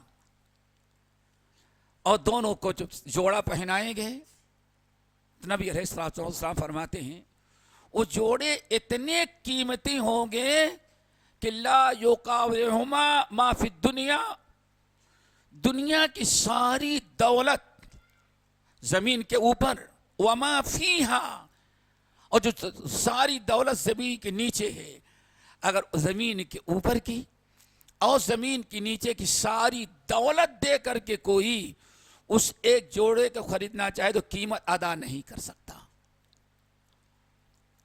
जब अल्लाह ताला ने माँ और बाप को, जिसके बच्चों ने कुरान याद किया, कुरान पर अमल किया, जब उनके माँ बाप को पहनाया गया, तो नबी अलैहिस्सलाम फरमाते हैं माँ बाप बड़े परेशान, अल्लाह ये क्या हमें क्यों दिया जा रहा है? हाँ, बच्चा हाफिज बना तो उसको हमें क्यों दिया जा रहा है? अब जरा जुमला गौर से सुने। अल्लाह ताला फरमाते बेतालीम वालदिकुमा अल कुरान, ये जोड़ा और ये ताज तुम्हें माँ बाप को इसलिए दिया जा रहा है, बेतालीम वालदिकुमा अल कुरान, चूंकि तुम दोनों ने बड़ी मेहनत और मशक्कत की और बड़ी कुर्बानी दिया अपने बच्चे को कुछ और पढ़ाने के बजाय, बेतालीम कुमाल कुरान, तुम दोनों ने अपने बच्चे को कुरान की तालीम देना, हाफिज बनाना पसंद किया है। दोस्तों कितनी बड़ी ये नेमत है और कितनी बड़ी शर्फ और मंजिलत है उस इंसान के लिए जिसके बच्चे हाफिज बन जाएं। और माँ बाप, बच्चे का मकाम तो है, ये जानते हैं अल्लाह ताला उसको जोड़ा देगा, ये देगा, वो देगा, और सबसे बड़ी चीज दुनिया और आखिरत में इज्जत मिलती है। हमने कुरान मजीद की आयत पढ़ी सूरह ज़ुखरुफ की, व इन्नहु लज़िक्रुल लक वली कौमिका, ए नबी ये कुरान जो है आपके लिए भी इज्जत का जरिया है कुरान में, और आपके उम्मत की भी सारी इज्जत और शर्फ मंजिलत अल्लाह ने इसे कुरान मजीद से जोड़ दिया है। आप लोगों ने सुना होगा कि एक इंसान अगर अपनी औलाद को कुरान का आलिम बना दे, हाफिज बना दे, अच्छा कारी बना दे, तो कितना ऊंचा मकाम और मर्तबा। सही मुस्लिम की हदीस हमारे मशाइख बराबर बयान करते होंगे कि एक मरतबा उमर इब्नुल खत्ताब रज़ी अल्लाह तआला अन्हु अपने दौर खिलाफत में गवर्नर मक्का को लिखा कि फौरन मदीना तुम पहुंच जाओ। गवर्नर मक्का, अब उमर इब्नुल खत्ताब रज़ी अल्लाह तआला के लेटर पाने के बाद कहाँ पीछे रहेगा, उसको पहुंचना ही पहुंचना है। जल्दी जल्दी सारा इंतजाम किया और एक शख्स को अपना नायब मुकर्रर किया। गवर्नर जा रहा है, उमर इब्नुल खत्ताब रज़ी अल्लाह तआला अन्हु की तरफ से कोई गवर्नर मुकर्रर नहीं था। उस शख्स ने अपना गवर्नर मुकर्रर किया। अब्दुर्रहमान बिन अबी अब्जा नाम था, इब्न अबी अब्जा से मशहूर है। और वो बेचारा सब इंतजाम करके खाने काबा की इमामत, खिताबत, मक्के के सारे सरकारी मामलात एक इब्न अबी अब्जा के हवाले किया। और आदमी बेचारा गवर्नर बड़ी तेजी के साथ कि उमर इब्न खत्ताब ने बुलाया है, जल्दी पहुंचो, मक्के से निकला, मदीना की तरफ रवाना हो गया। एक मकाम उस्फान है, मक्के के करीब है, मदीने से काफी दूर है। इधर उमर इब्नुल खत्ताब रज़ी अल्लाह तआला की राय बदल गई। उन्होंने सोचा कि अगर हम उसको बुलाते हैं तो शिव आएगा, हमसे मुलाकात करेगा और हालात बता देगा और चला जाएगा। लेकिन अगर मैं खुद चला जाऊं मदीना मक्का तो उमरा भी हो जाएगा, खाने काबा की ज़ियारत भी हो जाएगी, तो तमाम लोगों के मक्के के हालात और माहौल का जायजा भी ले लेंगे और गवर्नर को जो हिदायत देनी वो भी दे देंगे। इधर उमर इब्नुल खत्ताब रज़ी अल्लाह तआला अन्हु की राय बदल गई। वो बगैर गवर्नर के इत्तला के वो मदीने तैयबा की तरफ मक्के की तरफ गए। मकाम उस्फान पर पहुंचे तो देखा वो और इंसान गवर्नर उधर से चला आ रहा है। वो मुलाकात हो गई, सलेक सलेक, खैरियत मुझे। उमर इब्नुल खत्ताब रज़ी अल्लाह तआला ने एक सवाल किया कि मन अमरत अला मक्का था, अहले मक्का, मक्के में तुम अपनी जगह पर गवर्नर किसको बनाया, अपना नायब किसको बनाया, हरम की इमामत कौन करेगा, खिताबत कौन करेगा, जुमा आ गया, हालात का मुख्तलिफ किस्म के मामलात कौन हल करेगा, किसको बनाया। तो कहा कि अमीरुल मोमिनीन, हमने इब्न अबी अब्जा नामी नौजवान है उसको बनाया है। जिंदगी में पहली मरतबा उमर इब्नुल खत्ताब ने नाम सुना, मन इब्न अबी अब्जा, इब्न अबी अब्जा कौन है, आज पहली मरतबा नाम सुना हूं। इतने गैर मारूफ इंसान को तुमने अपना नायब मक्के गवर्नर बना दिया, हरम में इमामत करे, वो खुतबा दे जुमे के दिन, मिंबर और मेहराब उसके हाथ में हो। मन इब्न अबी अब्जा, कौन है इब्न अबी अब्जा? तो हजरत उमर इब्नुल खत्ताब रज़ी अल्लाह तआला अन्हु के गवर्नर ने कहा, हुआ मौलन मिन मवालिना, मक्के के बड़े लोगों के जो गुलाम है, किसी बड़े आदमी का गुलाम है जिसको मैंने अपनी नियाबत अता कर दी। अल्लाह अकबर, वो भी कोई आजाद नहीं है, किसी का गुलाम। समझते हैं दुनिया में सबसे ज्यादा जिल्लत की चीज क्या होती है भाई? गुलामी। आप नौकर रखें, ड्राइवर रखें, अपने कंपनी में आदमी रखें, जरा ज्यादा आप गर्मी दिखाएं तो क्या कहेगा, अब मैं काम करता हूं तो तनख्वाह लेता हूं, आपका गुलाम नहीं हूं। देखें, यानी एक कोई इंसान आपके घर में घरेलू मामलात, कभी बीवी भी गुस्सा होगी तो अपने शौहर को कह देगी, मैं बीवी हूं, हमारा है क्या, मैं कोई गुलाम नहीं, मादी नहीं हूं। और यही सरताज भी गुस्से में आ जाएंगे तो कह देंगे। यानी इंसान को अगर देखा जाए सबसे जलील पेशा जो होता है वो क्या है? गुलामी। उमर इब्न खत्ताब को गुस्सा आ गया, अरे गुलाम के अलावा कोई आजाद इंसान नहीं तुमको मिला? جس کو اپنا جگہ امیر گورنر بنا کے آتے اپنا نائب. اللہ اکبر. کہا امیر المومنین بہت لوگ ملے تھے لیکن ہوا قارئ القرآن. ہم نے پورے مکہ کے آزاد لوگوں کو چھوڑ کر کے ہم نے اس غلام کو اس لیے منتخب کیا ہے اپنا نائب چونکہ بہترین قسم کا حافظ اور قاری اور قرآن کا عالم ہے. قرآن کی وجہ سے میں نے اس کو ہے غلام لیکن قرآن سے جڑ چکا ہے. میری نگاہ میں اس سے زیادہ مستحق پورے مکے میں کوئی نہیں تھا. یہ ہے ایک انسان غلام ہے لیکن قرآن کہاں سے کہاں تک بندے کو پہنچا. یرفع اللہ الذین آمنوا منکم والذین اوتوا العلم درجات پہنچا دیا. عمر ابن الخطاب رضی اللہ تعالیٰ نے کیوں بنایا؟ کہا کہ اللہ کے رسول نے فرمایا خیرکم من تعلم القرآن وعلمہ. جیسے سنا عمر ابن الخطاب رضی اللہ تعالیٰ عنہ پکار اٹھے صدق رسول اللہ صلی اللہ علیہ وسلم ان اللہ یرفع بہذا الکتاب اقواما ویدعو بہ آخرین. اسی کتاب کے ذریعے کتنے چھوٹوں کو بڑا کر دیتا ہے اور کتنے بڑوں کو قرآن سے نہ جڑنے کے بنا پر نیچے کر دیتا ہے. اور اس سلسلے میں ترمذی کی حدیث تو ہی ہے. ابو ہریرہ رضی اللہ تعالیٰ عنہ حدیث کے راوی کہتے ہیں کہ نبی علیہ السلام کو ایک ضرورت پڑی. ایک جگہ فوج بھیج رہے تھے. اعلان کیا جہاد میں سب لوگوں نے نام لکھایا اور سارے لوگ اکٹھا ہو گئے. نبی علیہ السلام نے مختلف ہدایات کی اور ہدایات دینے کے بعد اب شبہ سالار کس کو بنایا جائے, پورے لشکر کا امیر کون ہو, سب کا ذمہ دار کون ہو. آج سمجھتے ہیں دنیا میں جنرل اور کرنل کی پوسٹ حاصل کرنے کے لیے شاید سالوں لگ جاتے ہیں لیکن اگر قرآن سینے میں ہے تو لمحے کی بات ہوتی کرنل اور جنرل بن جاتا ہے. یہ قرآن کی برکت ہے. اللہ اکبر. اللہ کے رسول نے فرمایا ایسا کرو. یہاں سے پتہ چلتا ہے قرآن کی تعلیم.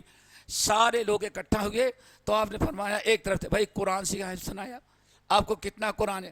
اب اس سے اندازہ لگائیں فوج کا جنرل اور کرنل بھی بنانا ہے, امیر بھی بنانا ہے تو اسلام نبی علیہ السلام کی نگاہ میں قرآن والا چاہیے.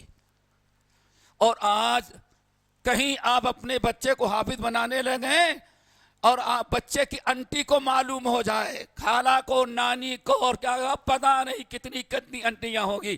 ارے حفظ کر کے کیا ملے گا.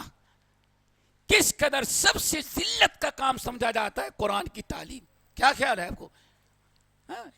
رشتہ ناتا ڈھونڈنا, ارے وہ حافظ ہے مولوی کیا کمائے گا, کیا میری بیٹی خوش رکھے گا, کسی انجینئر اور ڈاکٹر کو گھر پہ نمازو چلے گا. سوچو ذرا سا.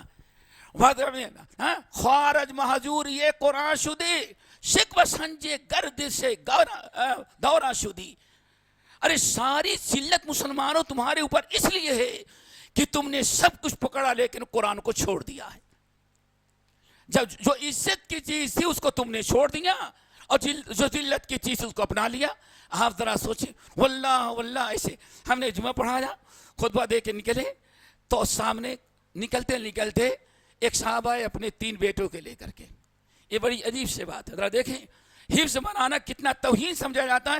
اللہ جزائے خیر دے آپ لوگوں کو اور یہ تکریم کر کے اور الحمدللہ اونچا مقام مرتبہ مجار وہ بچے جو حفظ کرتے ہیں, قرآن پڑھتے ہیں اور ان کے ماں باپ کا اللہ کے ہاں کیا مقام ہے. ایسے نکل رہا تھا تو ایک بچہ آیا, اس کے باپ کو پکڑا. انکل کیا ہوا ہے؟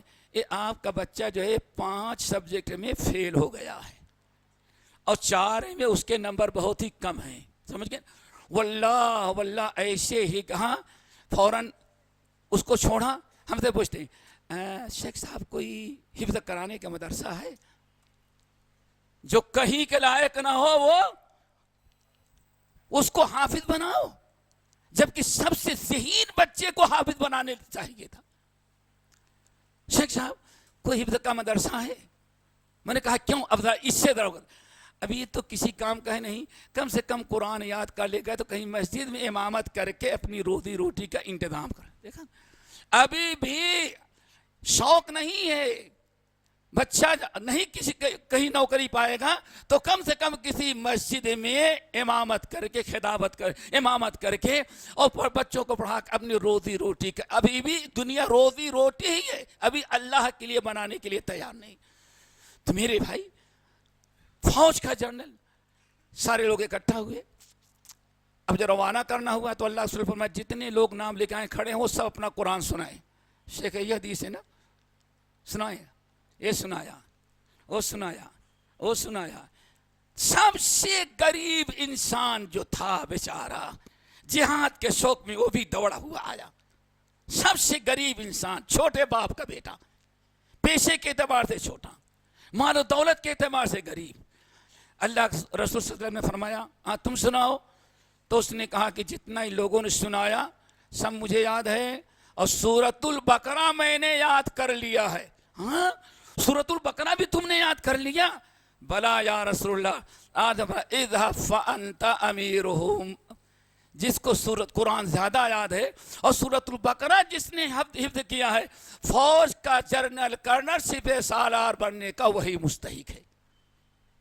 دین دنیا ہر اعتبار سے اگر قرآن کی عزت کریں تو اللہ تعالیٰ سب کچھ دیتا ہے میرے بھائیوں. بہرحال بات تو لمبی ہو گئی. اس حدیث سے بتایا کہ اللہ تعالیٰ قرآن کی برکت سے اخلاص ہو تو دین بھی دیتا ہے, دنیا بھی دیتا ہے, ہر چیز اللہ رب العالمین دیتا ہے. دعا کرو اللہ تعالیٰ ہم سب کو اپنی اولاد کے قرآن پڑھانے, عالم بنانے, حافظ بنانے, قاری بنانے کی توفیق نصیب فرمائے. اور کیا چیز ہے میرے بھائیوں, کبھی سنا؟ یہی وہ چیز ہے جو انسان عباد الرحمن کی خوبی ہے. ربنا ہب لنا من ازواجنا وذریاتنا قرۃ اعین وجعلنا للمتقین اماما. رات کا وقت ہے, تہجد کی نماز پڑھ رہا ہے, اور اللہ رسول فرماتے ہیں, اللہ فرماتے ہیں نیک بندے کیا دعا کرتے ہیں؟ ربنا ہب لنا من ازواجنا وذریاتنا قرۃ اعین. اللہ ہب لنا من ازواجنا, ایسی بیوی عطا فرما. بیوی چاہتے اللہ ایسے جوڑا عطا فرما جو ہمارے لیے سکون کا ذریعہ بنے. اور اللہ ہمیں ایسی اولاد عطا فرما قرۃ اعین, جس کو دیکھ کر کے ہماری آنکھیں اور دل خوش ہو جائے. حضرت وجعلنا للمتقین اماما, اور اللہ نیک لوگوں کا پیشوا بنانا, دینداروں کا. حضرت امام حسن بصری رحمۃ اللہ علیہ کہتے ہیں کہ ربنا ہب لنا من ازواجنا وذریاتنا قرۃ اعین. کہتے اس کا مطلب ہے ایک باپ کو, ایک ماں کو سب سے زیادہ خوشی کب ہوتی ہے؟ جب اپنے بچے کو دین پر چلتے ہوئے, نماز پڑھتے ہوئے, حافظ بنتے ہوئے, قاری بنتے ہوئے, عالم بنتے ہوئے اپنے بچوں کو جب دیکھتا ہے تو ایک دیندار کو جتنی خوشی ہوتی ہے اتنی خوشی دنیا کے کسی دولت سے نہیں ہوتی. دعا کرو اللہ ہم سب کو خود کو بھی قرآن سے جوڑے اور اپنی اولاد کو بھی جوڑنے کی توفیق نصیب فرمائے. اور ماں باپ کی فضیلت تو سن لیا, اور حفظ کرنے والے بچوں کو جو معاملہ ہو تو جانتے ہیں ماشاءاللہ. اور جو ہمارے استاد بیٹھتے ہیں وہ بھی کوئی معمولی چیز نہیں. خیرکم من تعلم القرآن وعلمہ. اس حدیث کے راوی ہیں عثمان بن عفان, اور عثمان بن عفان کی قرات مشہور ہے, مصحف ان کا مخصوص تھا, مصحف عثمانی آج تک چلا کرتا ہے.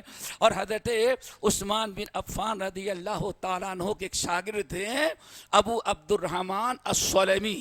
ابو عبد الرحمن السلمی وہ قرآن پڑھانے کے لیے وہاں چلے گئے تھے. کہاں؟ دمشق. تو ایسے مسجد سے ٹیک لگا کر کے بیٹھتے تھے. ایک دن کہنے لگے واللہ ما اجلسنی ھذا المقام, اللہ کی قسم 40 سال ہو گئے اس دیوار سے ٹیک لگا کے لوگوں کو تجوید اور قرآن پڑھا رہا ہوں, اور ایک پیسہ ہم نے آج تک نہیں لیا. لوگوں نے کہا 40 سال یہاں بیٹھے, گھٹے پڑ گئے, نشان پڑ گیا. کہا کہ کیا کریں, جب سے فضیلت سن لیا خیرکم من تعلم القرآن वाले कहते मा अजलसनी हादल मकाम इल्ला हादल हदीस, इस हदीस की फजीलत जो मैंने सुना, उस हदीस की फजीलत में हमें 40 साल हो गए यहाँ बैठ के लोगों को कुरान पढ़ाते हुए। तो हमारे असातिज़ा भी माशाअल्लाह जो कुर्बानी देते हैं वो भी बड़े दुनिया में सबसे अच्छा काम करें। खैरुकुम मन तअल्लमल कुरान व अल्लमा, और जो इदारा कायम कर ली, इतनी मुश्किलात उठाएं, तो मेरे भाई सबके लिए सब अजर सवाब के मुस्तहिक हैं।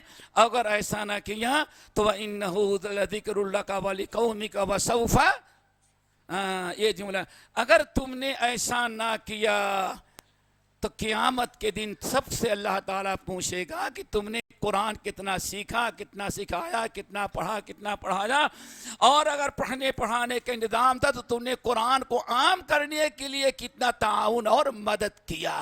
इन्नहु लज़िक्रुल लका व लिक़ौमिका व सौफ़ा तुसअलून। दुआ करो अल्लाह ताला हम सबको अमल की तौफीक नसीब फरमाए और सबको अपनी किताब से जोड़े, और जिन तलबा ने हिफ्ज़ किया है अल्लाह ताला उन्हें याद रखने और उस कुरान के मुताबिक अमल करने की तौफीक नसीब फरमाए। और रब्बुल आलमीन ने कुरान की तालीम देने वाले माँ बाप बच्चे की जितने फजीलतों का वादा किया है अजर व सवाब का, अल्लाह ताला सबको उसका मुस्तहिक बना दे। अक़ूलु क़ौली हाज़ा व अस्तग़फ़िरुल्लाह मिन कुल्लि ज़ंबिन व अतूबु इलैह।